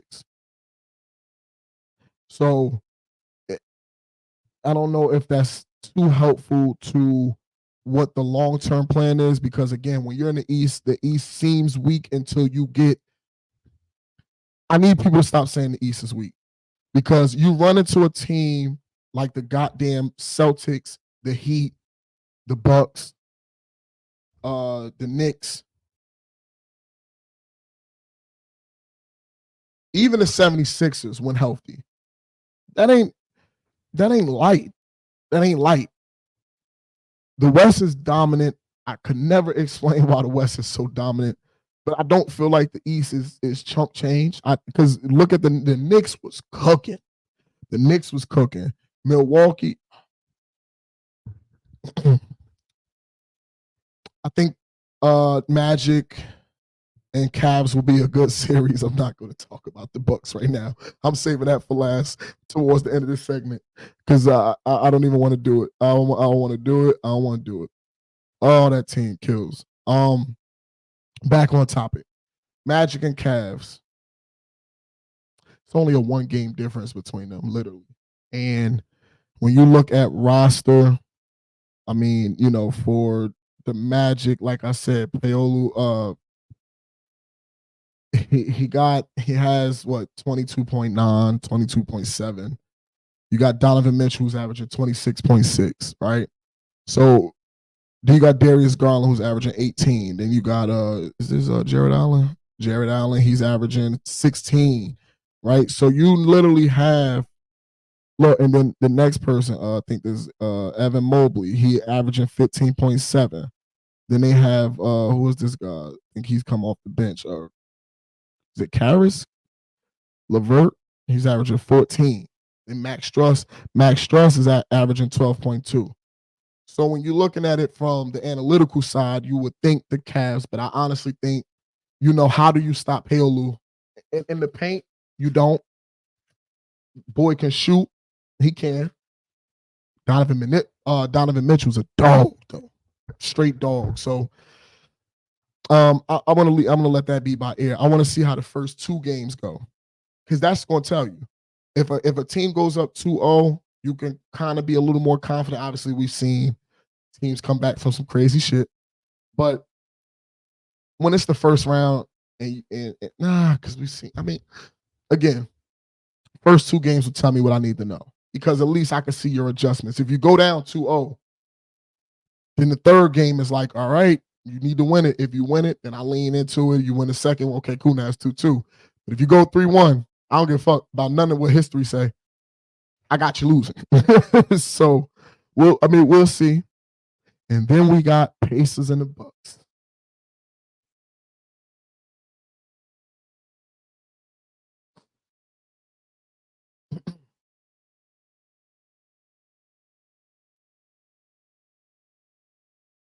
I wish I was talking to you guys face to face. I would love to know how y'all feel about the Bucks. I am disappointed on a plethora and a multitude of levels. In the words of Cat Williams, the audacity of these niggas. You fire a coach because the nigga want to make changes. You give his job to the nigga that's advising him on how to do the job. You fire the nigga that's winning the games, being advised by the nigga that is now taking over the job of the nigga he was advising. He stinks up the place, but he's getting the credit as if he's leading them somewhere.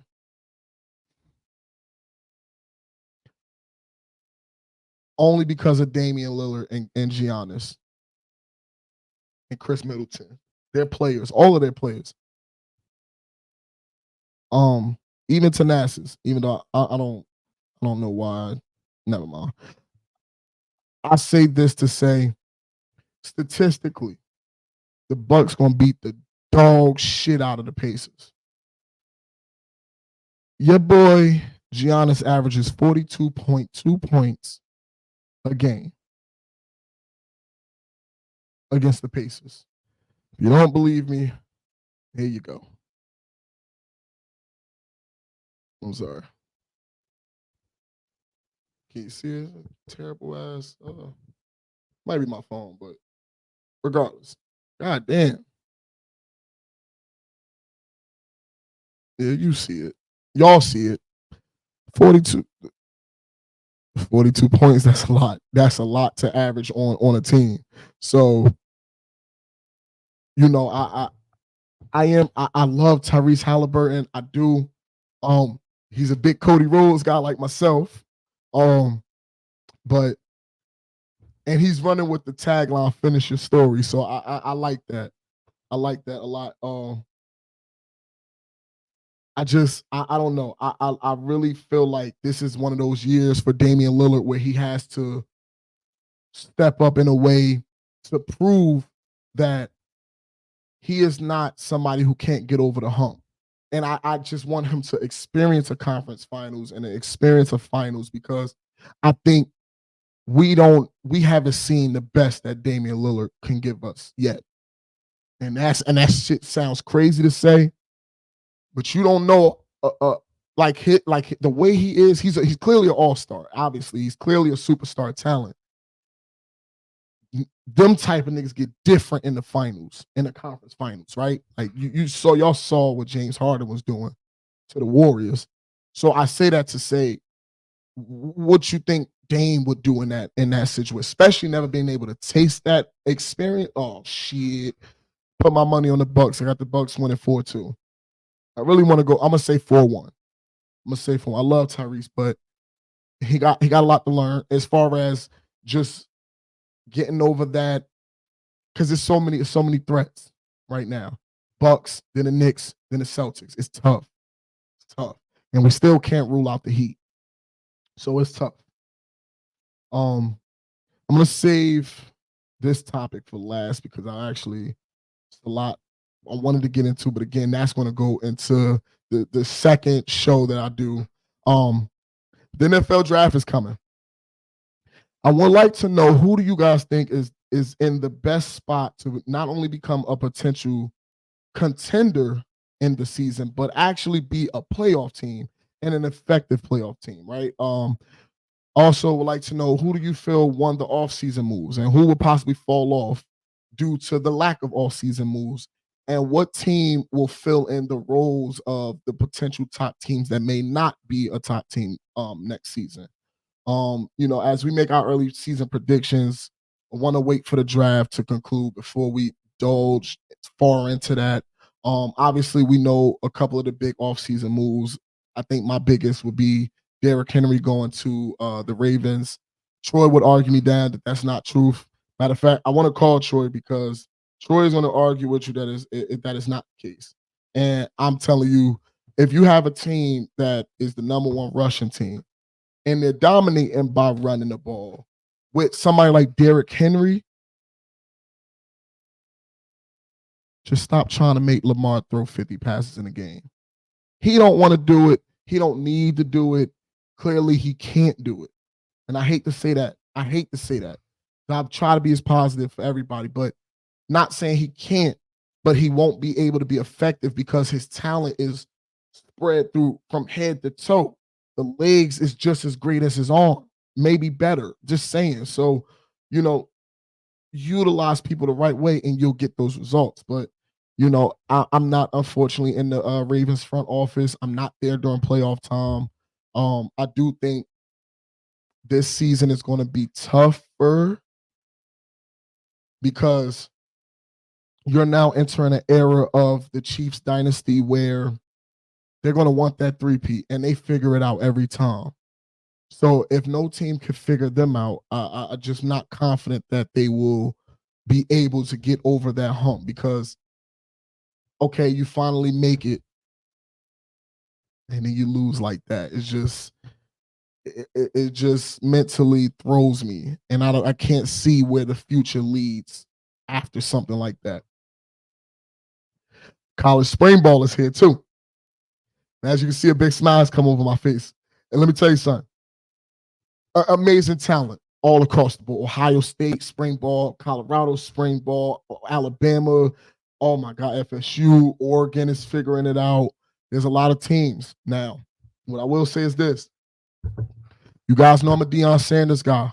Coach Prime until I die. I got my Jackson State gear somewhere. Colorado's gonna be a problem this year. And if you're not taking them seriously, I want you guys to really understand the type of work ethic that Deion Sanders have it's shocking that others don't think he would instill that in his sons, especially the extended son, because it's never been just about Shador and Shiloh. If you think that, you're crazy. You got to know Coach Palm better than that. Coach Palm loved his kids more than himself, but when he includes you in his family, you are really family. So when he genuinely says he wants the best for Travis Hunter and he believes that Travis is better than him, believe it. When he tells you that he wants Travis, Shiloh, and Shador to go to certain teams for a reason, believe it. It doesn't necessarily mean, he's being egregious or he's being arrogant and, being nepotist or whatever. It's him saying he knows the talent they have and what they're capable of accomplishing and where their best fits would be. That's okay to say that. You I think what happens is the message may come off differently. So let me reword it for those that may have disagreed. He's not saying that Shador should tank the draft. What he was saying was others are allowed to vocalize where they don't want to go. And it should be without penalty. I don't think that should be against any rules. If you're not, who the fuck want to be drafted to the Browns, when they were what they were?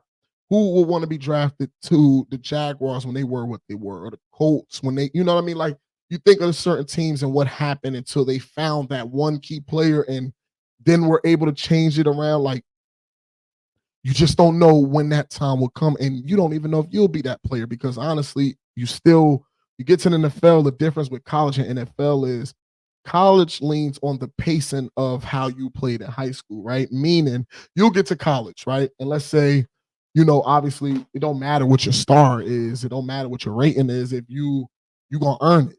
But the thing is, when you got it, and you play. You're gonna play. You're going to play because that's what college is. College is about being a difference maker. NFL is everybody's expendable.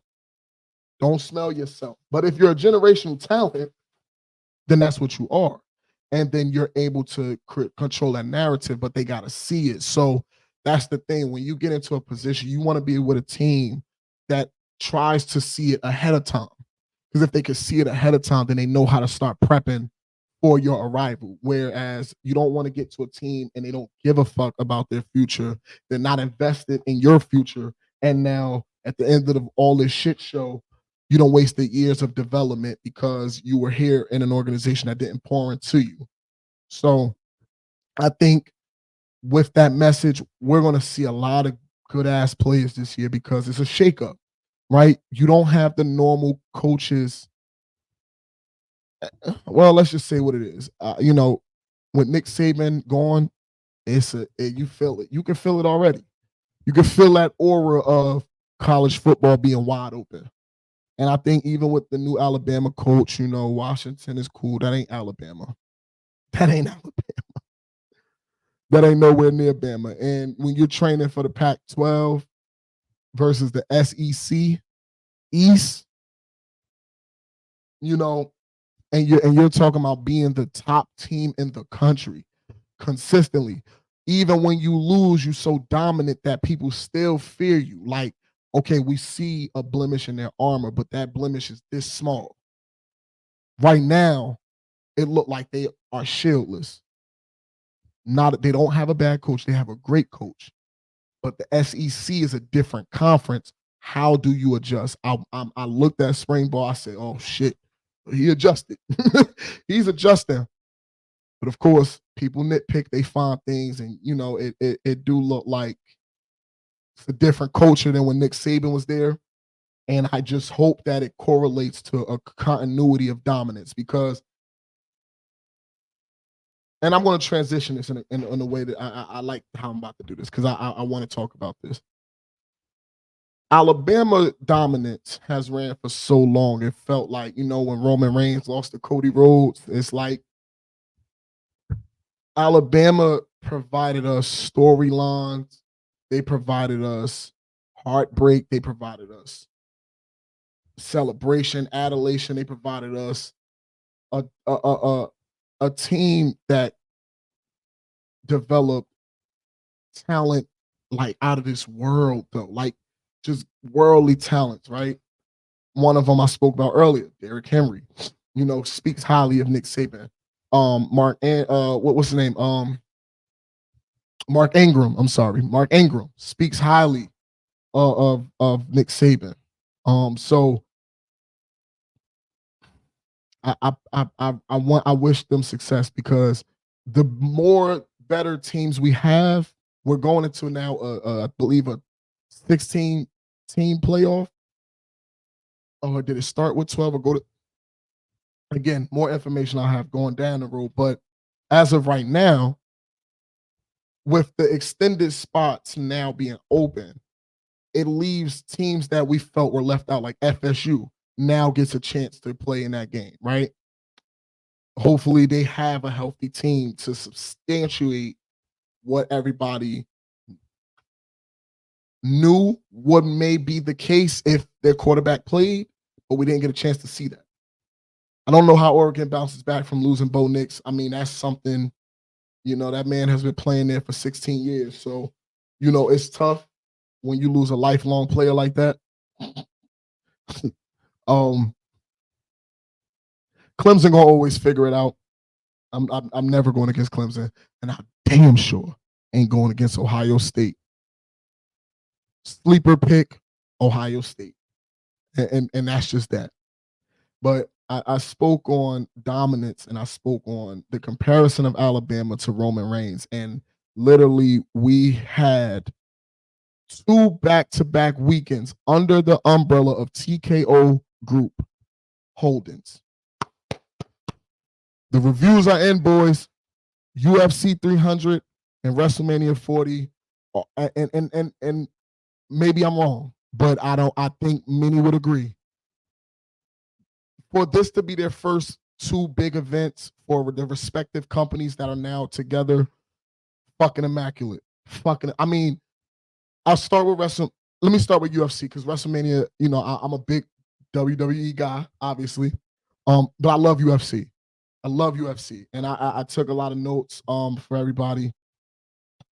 First of all, UFC 300 to me literally felt like, and please, if you're not a UFC person, I implore you to give it a chance. If you cannot stomach the brutality of it, respectfully leave it alone.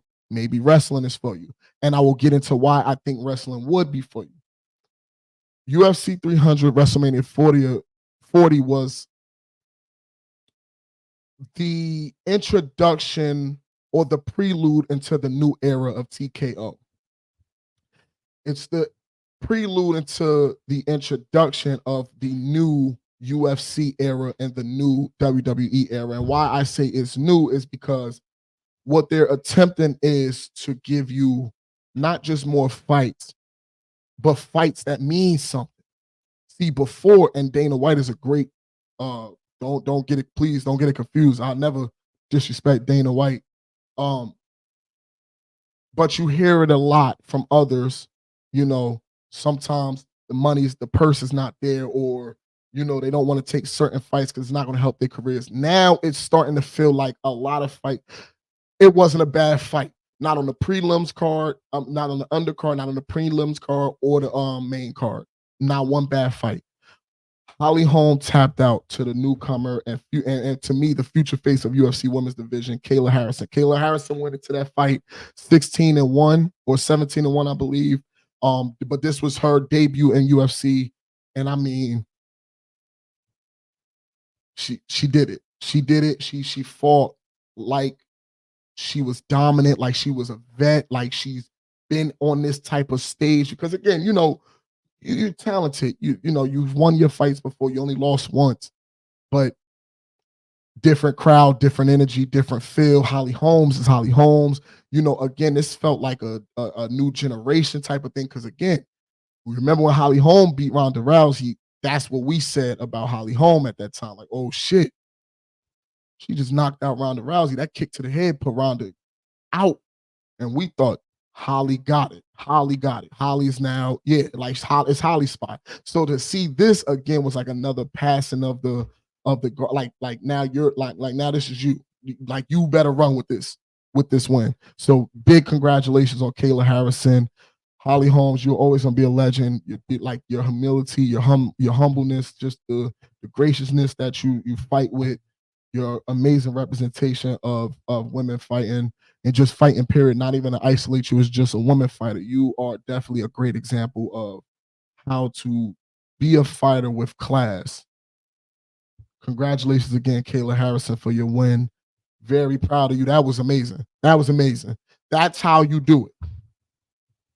Now, I want to talk about a fight that at first I kind of felt like I knew how it would end. I think the world knew how it would end. But when you get overly confident, usually that's what happens, right? Alex Pereira or Pieta and Jamal Hill. There was other fights on this card. And again, we'll as I develop the next show, and I want to tailor it more to the sports side, we'll definitely talk about more of these fights because there are things that we could look at, going into the next card.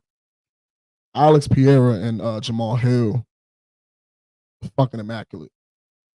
And not immaculate on both sides, just immaculate on one. Alex is a dog. Alex put that nigga down and said, this the nigga y'all talking about? This the nigga y'all think could be me? Him? That nigga said, he said, dog, listen to me. The big wigs of the world has waken up and they understand the importance of content. They understand the importance of people are looking for more than just a spectacle. They're looking for everything that comes with it. They're looking for the experience, right? Because you love to fight. Why it matter though?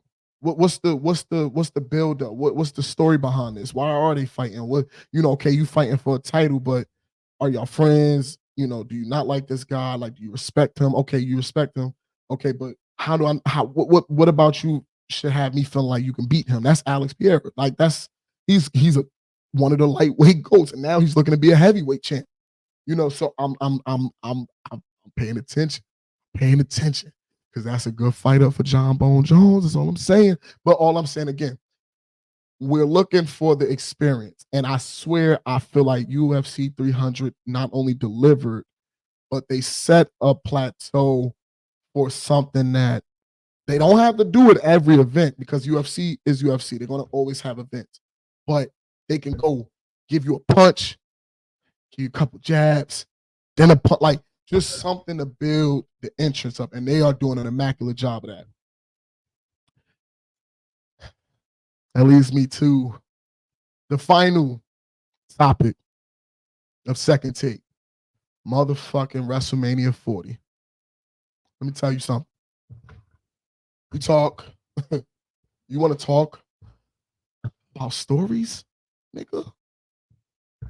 Huh? You want to talk about emotions, nigga? You want to talk about wrestling being fake, nigga? The thing with wrestling is, and I think people fail to understand is, yes, it is an entertainment form of fighting. It is choreographed. It is scripted. You want to call it fake? Fine. I don't think that the people who say it's fake can get in there and take the bumps. Ask Ronda Rousey. When Ronda Rousey was the baddest woman on the planet, that's when she got into WWE. And the first thing she'd tell you in one of the stories she just released on the podcast is she got slapped by Stephanie McMahon and had a concussion. Then tried to wrestle. And it wasn't easy. It's not easy. Right? So imagine having to choreograph fights. You motherfuckers are walking the movie theater and watch The Rock throw a car at a nigga that's supposed to be in a movie about racing. You okay with that? But you don't want to see a nigga get slammed in the table. But when you and your little butt buddies was playing on the trampoline, what was y'all doing? So I say that we people always want to take away other people's joy and what they like and what they love and try to diminish it because they don't have the same interests. That's okay. That's on you. But guess what? get your ass away from my page. And if you don't like wrestling, guess what I'm gonna tell you? Eat a dick. With that being said, WrestleMania 40 was immaculate. It was the conclusion of many storylines while creating new ones. I will start with night one because I think night one was just beyond immaculate. Rhea Ripley, the women's world champion, her and Becky Lynch had a great match. Unfortunately, Becky Lynch was sick. She was, dealing with some illness during the match, but they still gave us a good match. Rhea retained her title, and she's now officially the longest reigning champion. Active champion.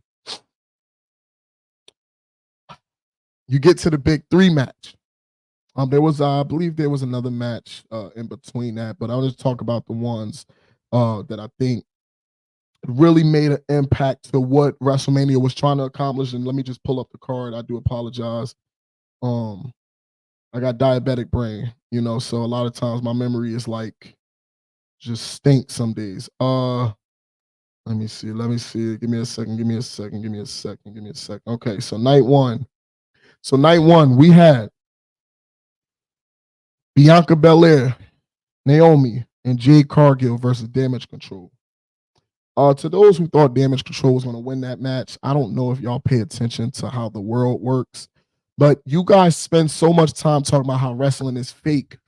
Why the fuck would you think that three women, while very skilled and talented, very skilled, Asuka is one of the greatest women wrestlers ever, for sure.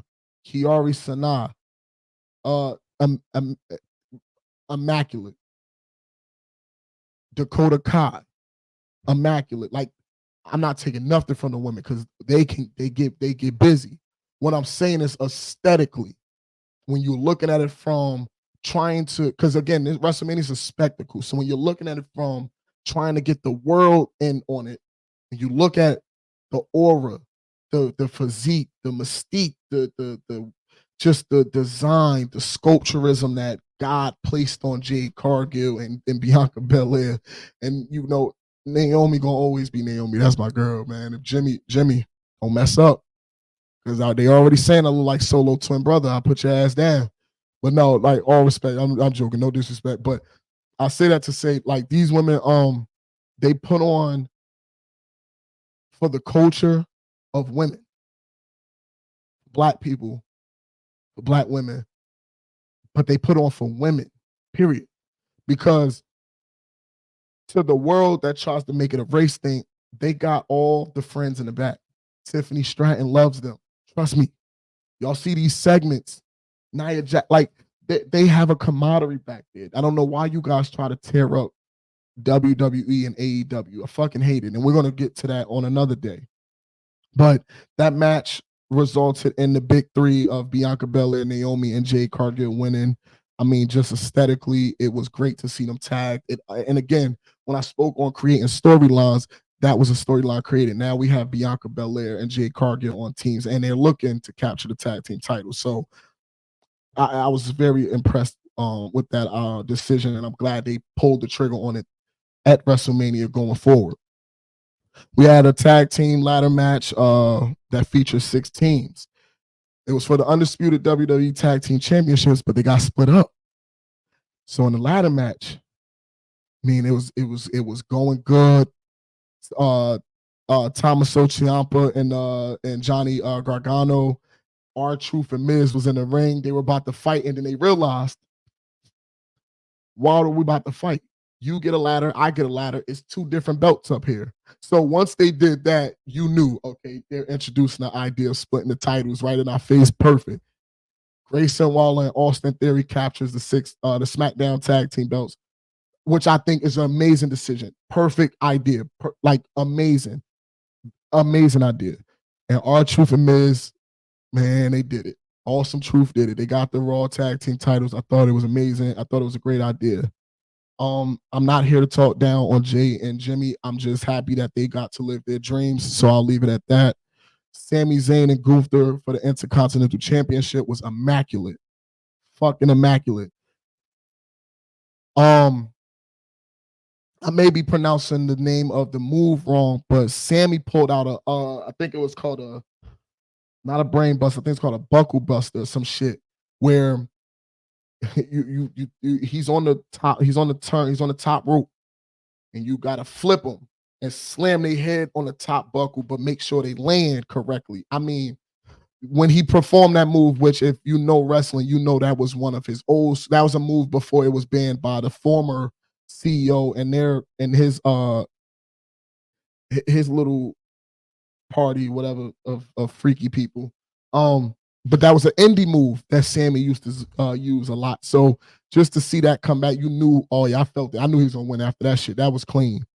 He ended the 666-day reign of Gunther, which I believe now propels him into the main event spot easily because Gunther made the Intercontinental title look just as strong as the heavyweight title. So, I love to see how that plays out.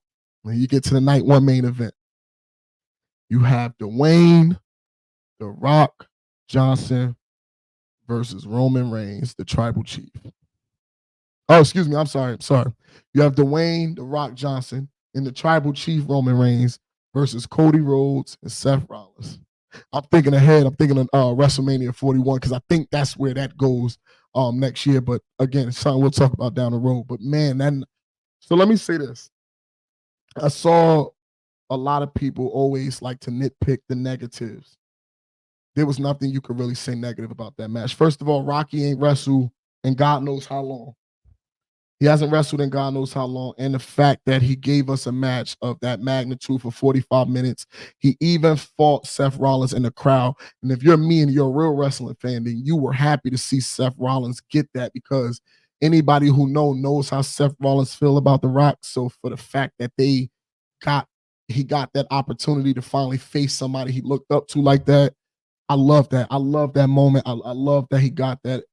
And before we get to Seth Rollins, Rocky did amazing. Roman hair was pushed back a different way. Like the aesthetic of that match, the cinema of that match. I mean, the way that it ended, just the Roman spearing the Rock. Roman, nose was bleeding. He turned up. He got real angry. He started whooping ass, and then he tagged the Rock in to set up a good storyline of the Rock beating Cody, being the one to beat Cody since Roman is the one that lost. So I think that was a cool play on, how to, to set up that rivalry. It was just a great finish. Obviously, the Rock and Roman wins, and because they won, that starts night two, which night two made it a bloodline rules match for the undisputed Universal Championship that we'll get to in a few. But on night two, we had I would say I think I love night two because one thing I would say, it wasn't as extensive as night one. You had Bobby Lashley and the Street Profits face the Final Testament in a Philadelphia street fight. It was something to keep the fans just entertained, give them something to watch, something to spice up the show throughout the night, because obviously the anticipation for Cody Rhodes and Roman was through the roof. You wanted to see how that played out. So to make sure that everybody attention was there, I think they delivered with a lot of the matches prior to the main event. LA Knight and AJ Styles had an amazing match. Definitely a great idea to have them fight each other for a number one contender spot, because literally I think AJ Styles, LA Knight, with their history in TNA and other places, like the way that they're developed, well, that's when LA Knight was Eli Drake. So if you know, you can do your research. But now in the WWE, they're propelling each other in a way where they're looking like some threats. And I like that. And it's odd because I'm still feeling like LA Knight is a heel. He's just so loved. Like you can't force the heelness. Like they're just letting it play out and see how it goes. Logan Paul, Randy Orton, and Kevin Owens, man, I love that match. It was silly. It was a good Kevin Owens, Randy. You know what? It made Logan Paul look amazing. It made him look like you got to take him serious. It do look like, man, Logan Paul has it. He has it. If he had nothing going on in his life and wrestling was all he wanted to do, I promise you. Excuse me, I just want to grab another water. If wrestling was all he wanted to do, I promise you he could do it. and he would do it at a very high successful rate. I don't think anybody would doubt that. Like he's that guy. And I mean, they had all of the comedic moments. The Kevin Owens is going to provide, of course. And Kevin Owens is an entertainer, but he's amazing wrestling as well. So that match for me was a great title match for the United States, even though, I thought Randy or Kevin would win, and neither one did. Logan ended up retaining. It still was a great storyline. I mean, they had I Show Speed there. He took an RKO. He got kicked hard as shit in the Prime Bottle suit. Then he got RKO'd onto the announcer table. Recover soon, my boy. So, it's just, I love the way that they're incorporating a different entertainment factor into wrestling, because that's the thing. Everybody want to harp on it's being fake, but the storyline, they're pulling off shit that you don't see in a real fight. What the fuck I give a fuck about 2 jabs and a hook and you sleep, when I could see this nigga do a 720 backflip off of a fucking ladder through a table, or put somebody off of a Hell in a Cell, or I love to see shit I can't do. Can I knock a nigga out? Yes, I can. I know damn well I'm not putting nobody through a table. I'm damn sure not jumping my big ass off no fucking ladder. So that's why I like to see it. And if it's fake, get your ass in there or fight me. Now, I'm saving the opening match for last, because it is so much to unpack for the last 2 matches. But we had Io Sky and Bayley for the women's WWE Women's Champion. I mean, Bayley won. Bayley did what she needed to do. I will say this honestly. I don't know what Bayley did to anybody in the company. I'm glad she got her title, because it felt like for a while they were trying to play my girl. So for her to get her title, and the way she carries herself, even when she's supposed to be a heel, she knows how to work anything that she's doing. So I love that Bayley finally got that acknowledgement by winning the title. And Io Sky's Io Sky, right? She's the emperor of the sky. Like, she's the high flying queen, right? And she could wrestle. I'm telling you, Asuka, Io Sky, and Kiari Sanai are 3, the Kabuki Warriors is what they call their group. And I tell you what, Survivor Series, I pray we see them versus Bianca, versus Jade, versus Naomi. I pray that it's a full, real match, not the bullshit, sped up shit. Like, actually, both of them, all of them, not both, excuse me, all 6 of them showing their talent. And I really hope that not only that happens that way, but maybe Bianca or Jay turn on each other. You never know. I'm just saying, that's months down the road.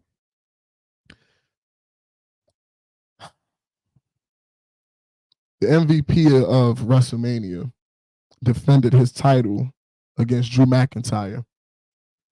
The MVP of WrestleMania, who is Seth freaking Rollins, unfortunately did not retain the World Heavyweight Championship against Damian Priest. I mean, I told myself, against Drew McIntyre. For what it's worth and what they gave on night 1, what people fail to appreciate is what he did the very next day in the opening match of night 2 to give us that level of storytelling and still be that energetic and still put up that type of fight was immaculate. And he did it out of a show of respect for Drew. He didn't cheat Drew out of it. He didn't short him out of an experience. He gave him the match that Drew wanted. Drew wins. Drew spent months telling Seth that he's too focused on the bloodline, though. He spent months telling Seth, you're so focused on everybody else that you're going to lose the title because you're not even thinking about me. Drew wins the title. In the middle of the match, mind you, Drew takes the phone from his friend and he tweets, bored at work, LOL. I fucking love Drew, man. He's going to get the belt back, of course, but you got to love Drew on social media is a masterclass of perfect marketing of yourself. And correlating it in a way where it feels real. It's reality blended, right? And he's blurring that line fucking immaculately. But he's so fucking focused on CM Punk. He hands his girlfriend, beautiful girlfriend, the belt. They share their moment. He stopped, he looks, and he realizes, oh shit, CM Punk was the commentator. So he looks slow, he walks over, he does some odd four-legged crawl on the table towards CM Punk, talks some shit in his face, stood up, stood right in his face, told him to suck it. CM Punk slammed his ass on his back, started kicking him, and guess who comes in for the win? And I already said it. Damian Priest cashes in his money in the bank briefcase, smacks Drew in the head with it, tells the ref. The funniest part of this is if you go back and watch that match, right, on Peacock or PC as we like to call it, go back and watch that match. You'll see when when Damian is running down the ramp towards the ring, CM Punk still over there fucking kicking Drew, like he's over there still whooping his ass. And we got a South of Heaven. 1, 2, 3. Beautiful win. And anybody who know me know I'm a big Damian Priest guy as well. I love everybody. So I gotta stop saying that. I say that about everybody, but I was very happy because I love the Judgment Day. Love the Judgment Day. And I think it's a perfect dynamic. It is going to be weird though, because I feel like they should at least kept one of the titles. That's just me. Tag titles, excuse me. But it do make sense. You don't want Damian Priest to have 3 of them shits. That'd have been crazy too. So I mean, congrats to Damian Priest. Still congrats to Drew because he did still get his moment in front of millions. And not only that, he now has a storyline that's going to feed generations because if this is played out right, and they so far have been doing amazingly, him and CM Punk, which will eventually lead probably to CM Punk, Drew, and Seth, and then eventually to CM Punk and Seth, you got one. You got another one. You got another storyline to follow up with the bloodline. So great job, Trips. Great job, Bruce Pritchard. Great job, Seth, Drew, Damian, everybody, CM Punk, of course, everybody a part of that writing process. I mean, that's great storytelling, especially in long term. So we get to the main event. The tribal chief, Roman Reigns, coming off of a night 1 victory with his cousin, The Rock. See how hot it got when I bring up that match? Got Cody Rhodes, the American Nightmare, coming off a loss where he's the one that got pinned. This match starts off the way I thought it would be, methodical, calculated, catch your breath. And I say that to say a lot of people try to say the pacing was slow because this match was 25 minutes in total.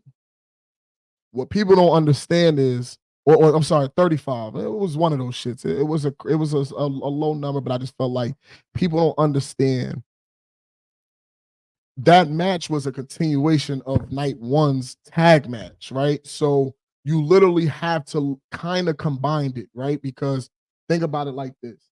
The story was, nigga, we beat you, and Rock pins you, and it's bloodline rules. This is supposed to be a dog walk. That was the point of the story. That was the point of the match, to make this look like it's guaranteed that Roman wins. So no, it's not going to be a drawn out fight because then that defeats the rules of bloodline rules.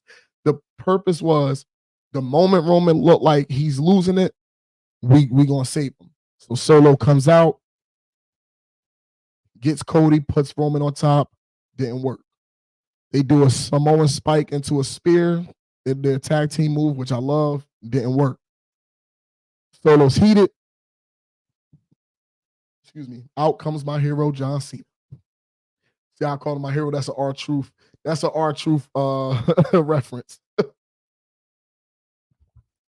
John Cena came out. Man. For somebody the culture booed for years, Cena sucks or you can't wrestle, life will always let you know they'll miss you when you're gone. And that's why you should never stop what you're doing. Even if it's your first time, you're going to always get better. And guess what? They're going to always come back to moments like this. John Cena came down that ramp running like an old man, but he's still looking good, though. You know, he kept it, he keeping up. Still playing. I think he's playing Peacemaker. I think they're back. They resumed that filming. I think he got another movie. Obviously, Ricky Stenicki just came out, so you know he's trying. He's still trying, and we appreciate him for it. The crowd went off. Man, he was moving. What people don't speak on is how fast he was moving.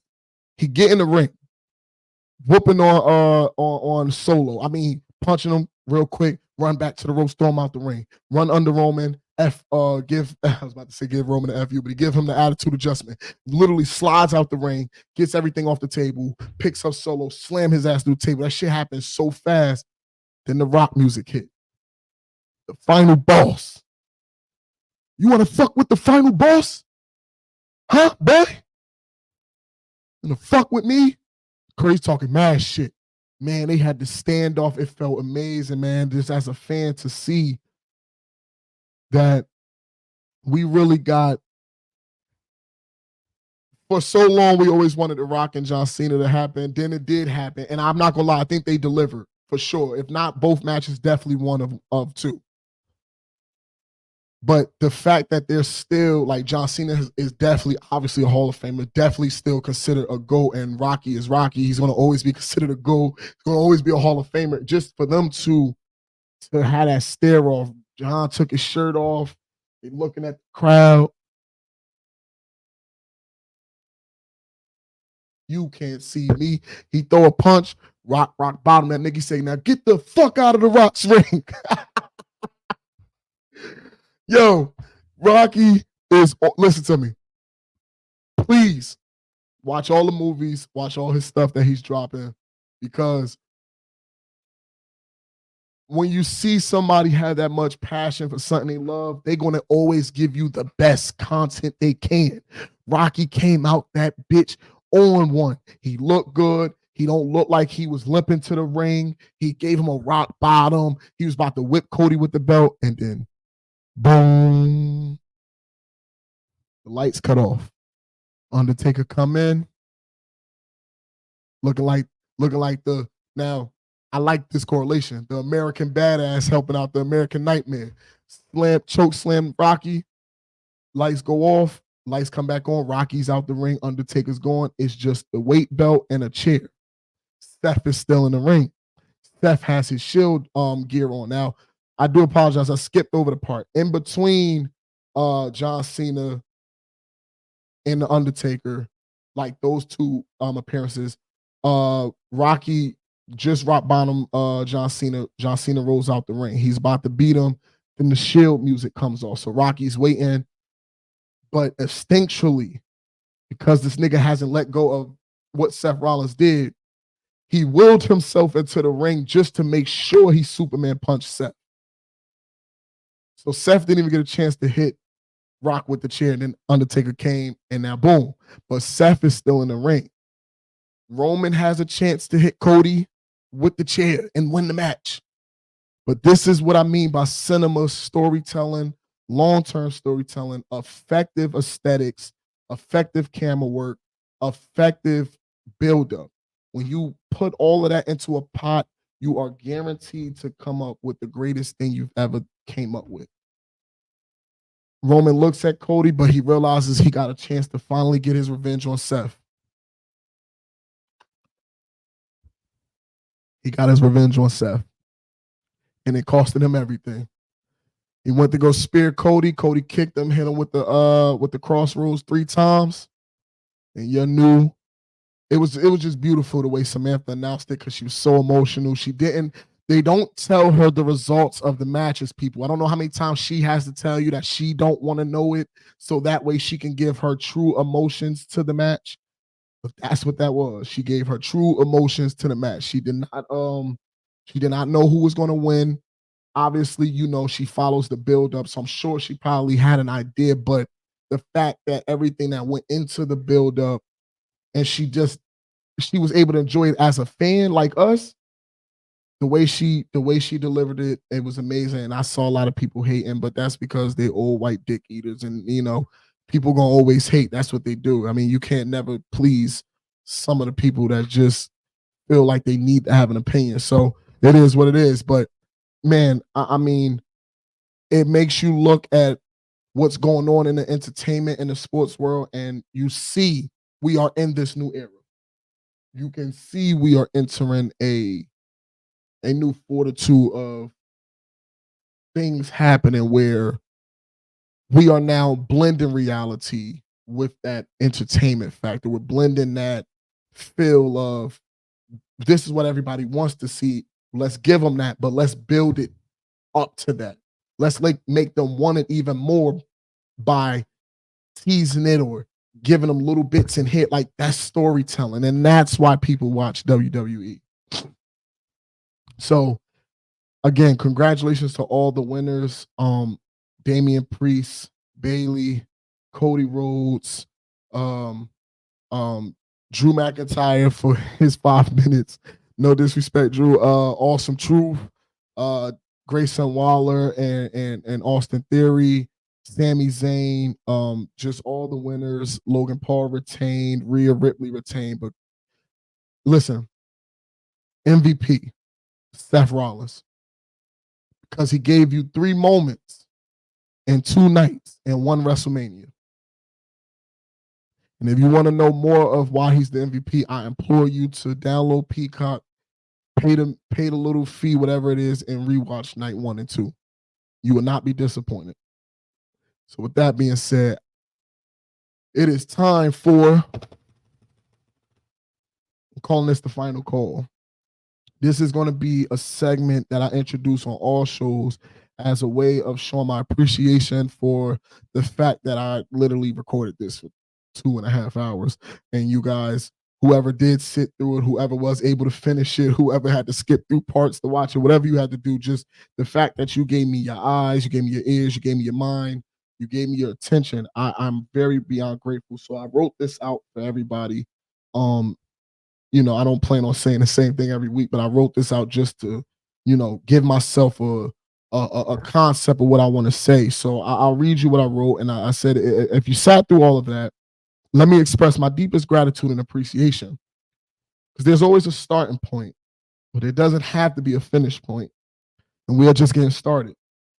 This is only the beginning. And as the weeks progress, I want to continue to add different effects to the show to ensure that I am always delivering different perspectives and a refreshing energy. This show means a lot to me. I really remember sitting on my old friend floor on the sun porch where his room was. This is back when I was still cool with a guy named I used to call him Sheffield, and just it was the summer, no AC, it was hot as shit. And man, like I broke down crying because you look up and you realize that you don't have no family, you don't have nobody that it feels like is there to support you. I feel like I've taken so many losses in life. I feel like I've given up on the essentials of life for such a long point in time because you pour into stuff hoping it blossoms, and sometimes the tree just don't get a chance to. It's not enough space, or it's in the wrong environment. That's what these are. That's what this show for me is.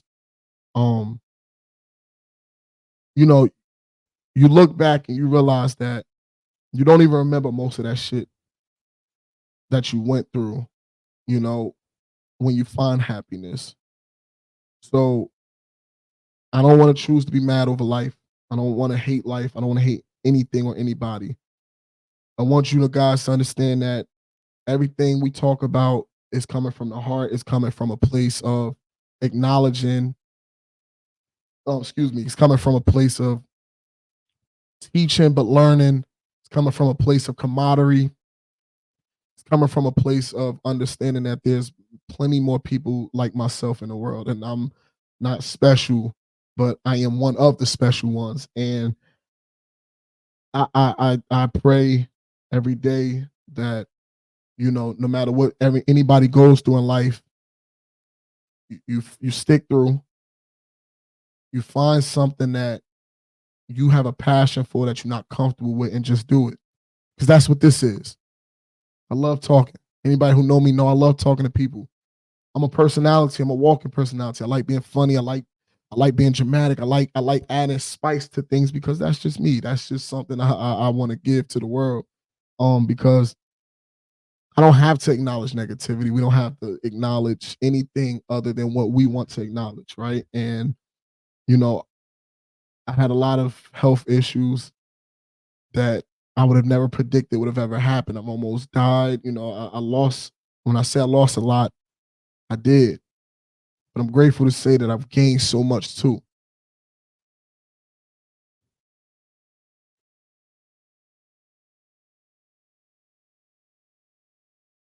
Um,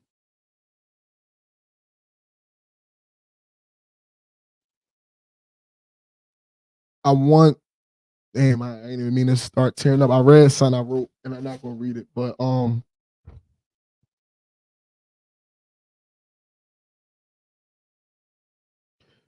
you guys are my escape.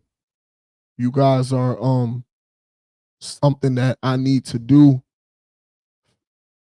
not just for me though, for anybody out there like me who may be just in a crossroads of not knowing where they want to go, what they want to do, what they may feel like they should do. And I'm here to tell you, if you need to skip to this part and not watch anything I said prior, just understand, find what you want to do, believe in what you want to do, put effort into what you want to do, keep trying what you want to do, keep doing what you want to do.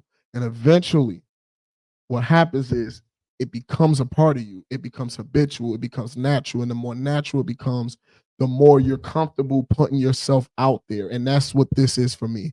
This is an introduction into Wade's world. This is an introduction into the Troy and Sophia show. This is an introduction into the Wade, Troy, and Sophia show.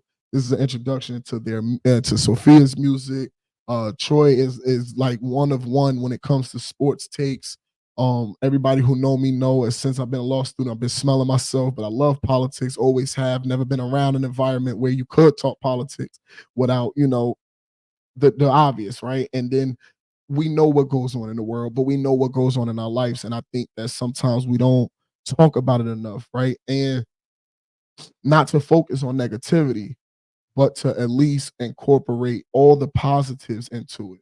Like, that's why I wanted to turn this into a broadcast and news style type of thing where, there's things I want to work on, there's things I could do differently, there's things I could have done better. Absolutely. I've already saw a few mistakes I made so far, but that's what this was for. And I am going to put this on my YouTube, the Black Politics Show. Um, I'm just so thankful. I'm thankful for the few that I have in my life that always say, just do that shit, man. You could do it. You do it every day for free. And even if you're going to do it for free, at least put it in a platform that you could be seen doing it. Love my Dominique. Well, I apologize. I owe her apology. We definitely I'll be seeing her later, but man, I love my power. I love my three. I love my big three. And my babies, Joy and Pootie, Joy and Amari. Um, we back. We back. And I was down bad for a little while. And I gave up a lot, but we back. We definitely back. And I want everybody who feel the same way I felt to come right back with me because you deserve happiness, you deserve peace, you deserve love. And if there's anything that I can do to provide that to you or to help you get there or to help you find it, then you always welcomed into my world. So with that, I hope everybody have an amazing Monday. I hope you have an amazing Tuesday. I hope you have an amazing Wednesday until the next time I see you. If I don't get a chance to see you, God willing, have an amazing rest of your week. Focus on your happiness. When you feel in negativity surrounding you, pour all of the positivity you have left into something you want to do that will rebuild your positivity. It's the best answer. It's temporary, but you'll end up finding your permanent fix. I love you. I'm out.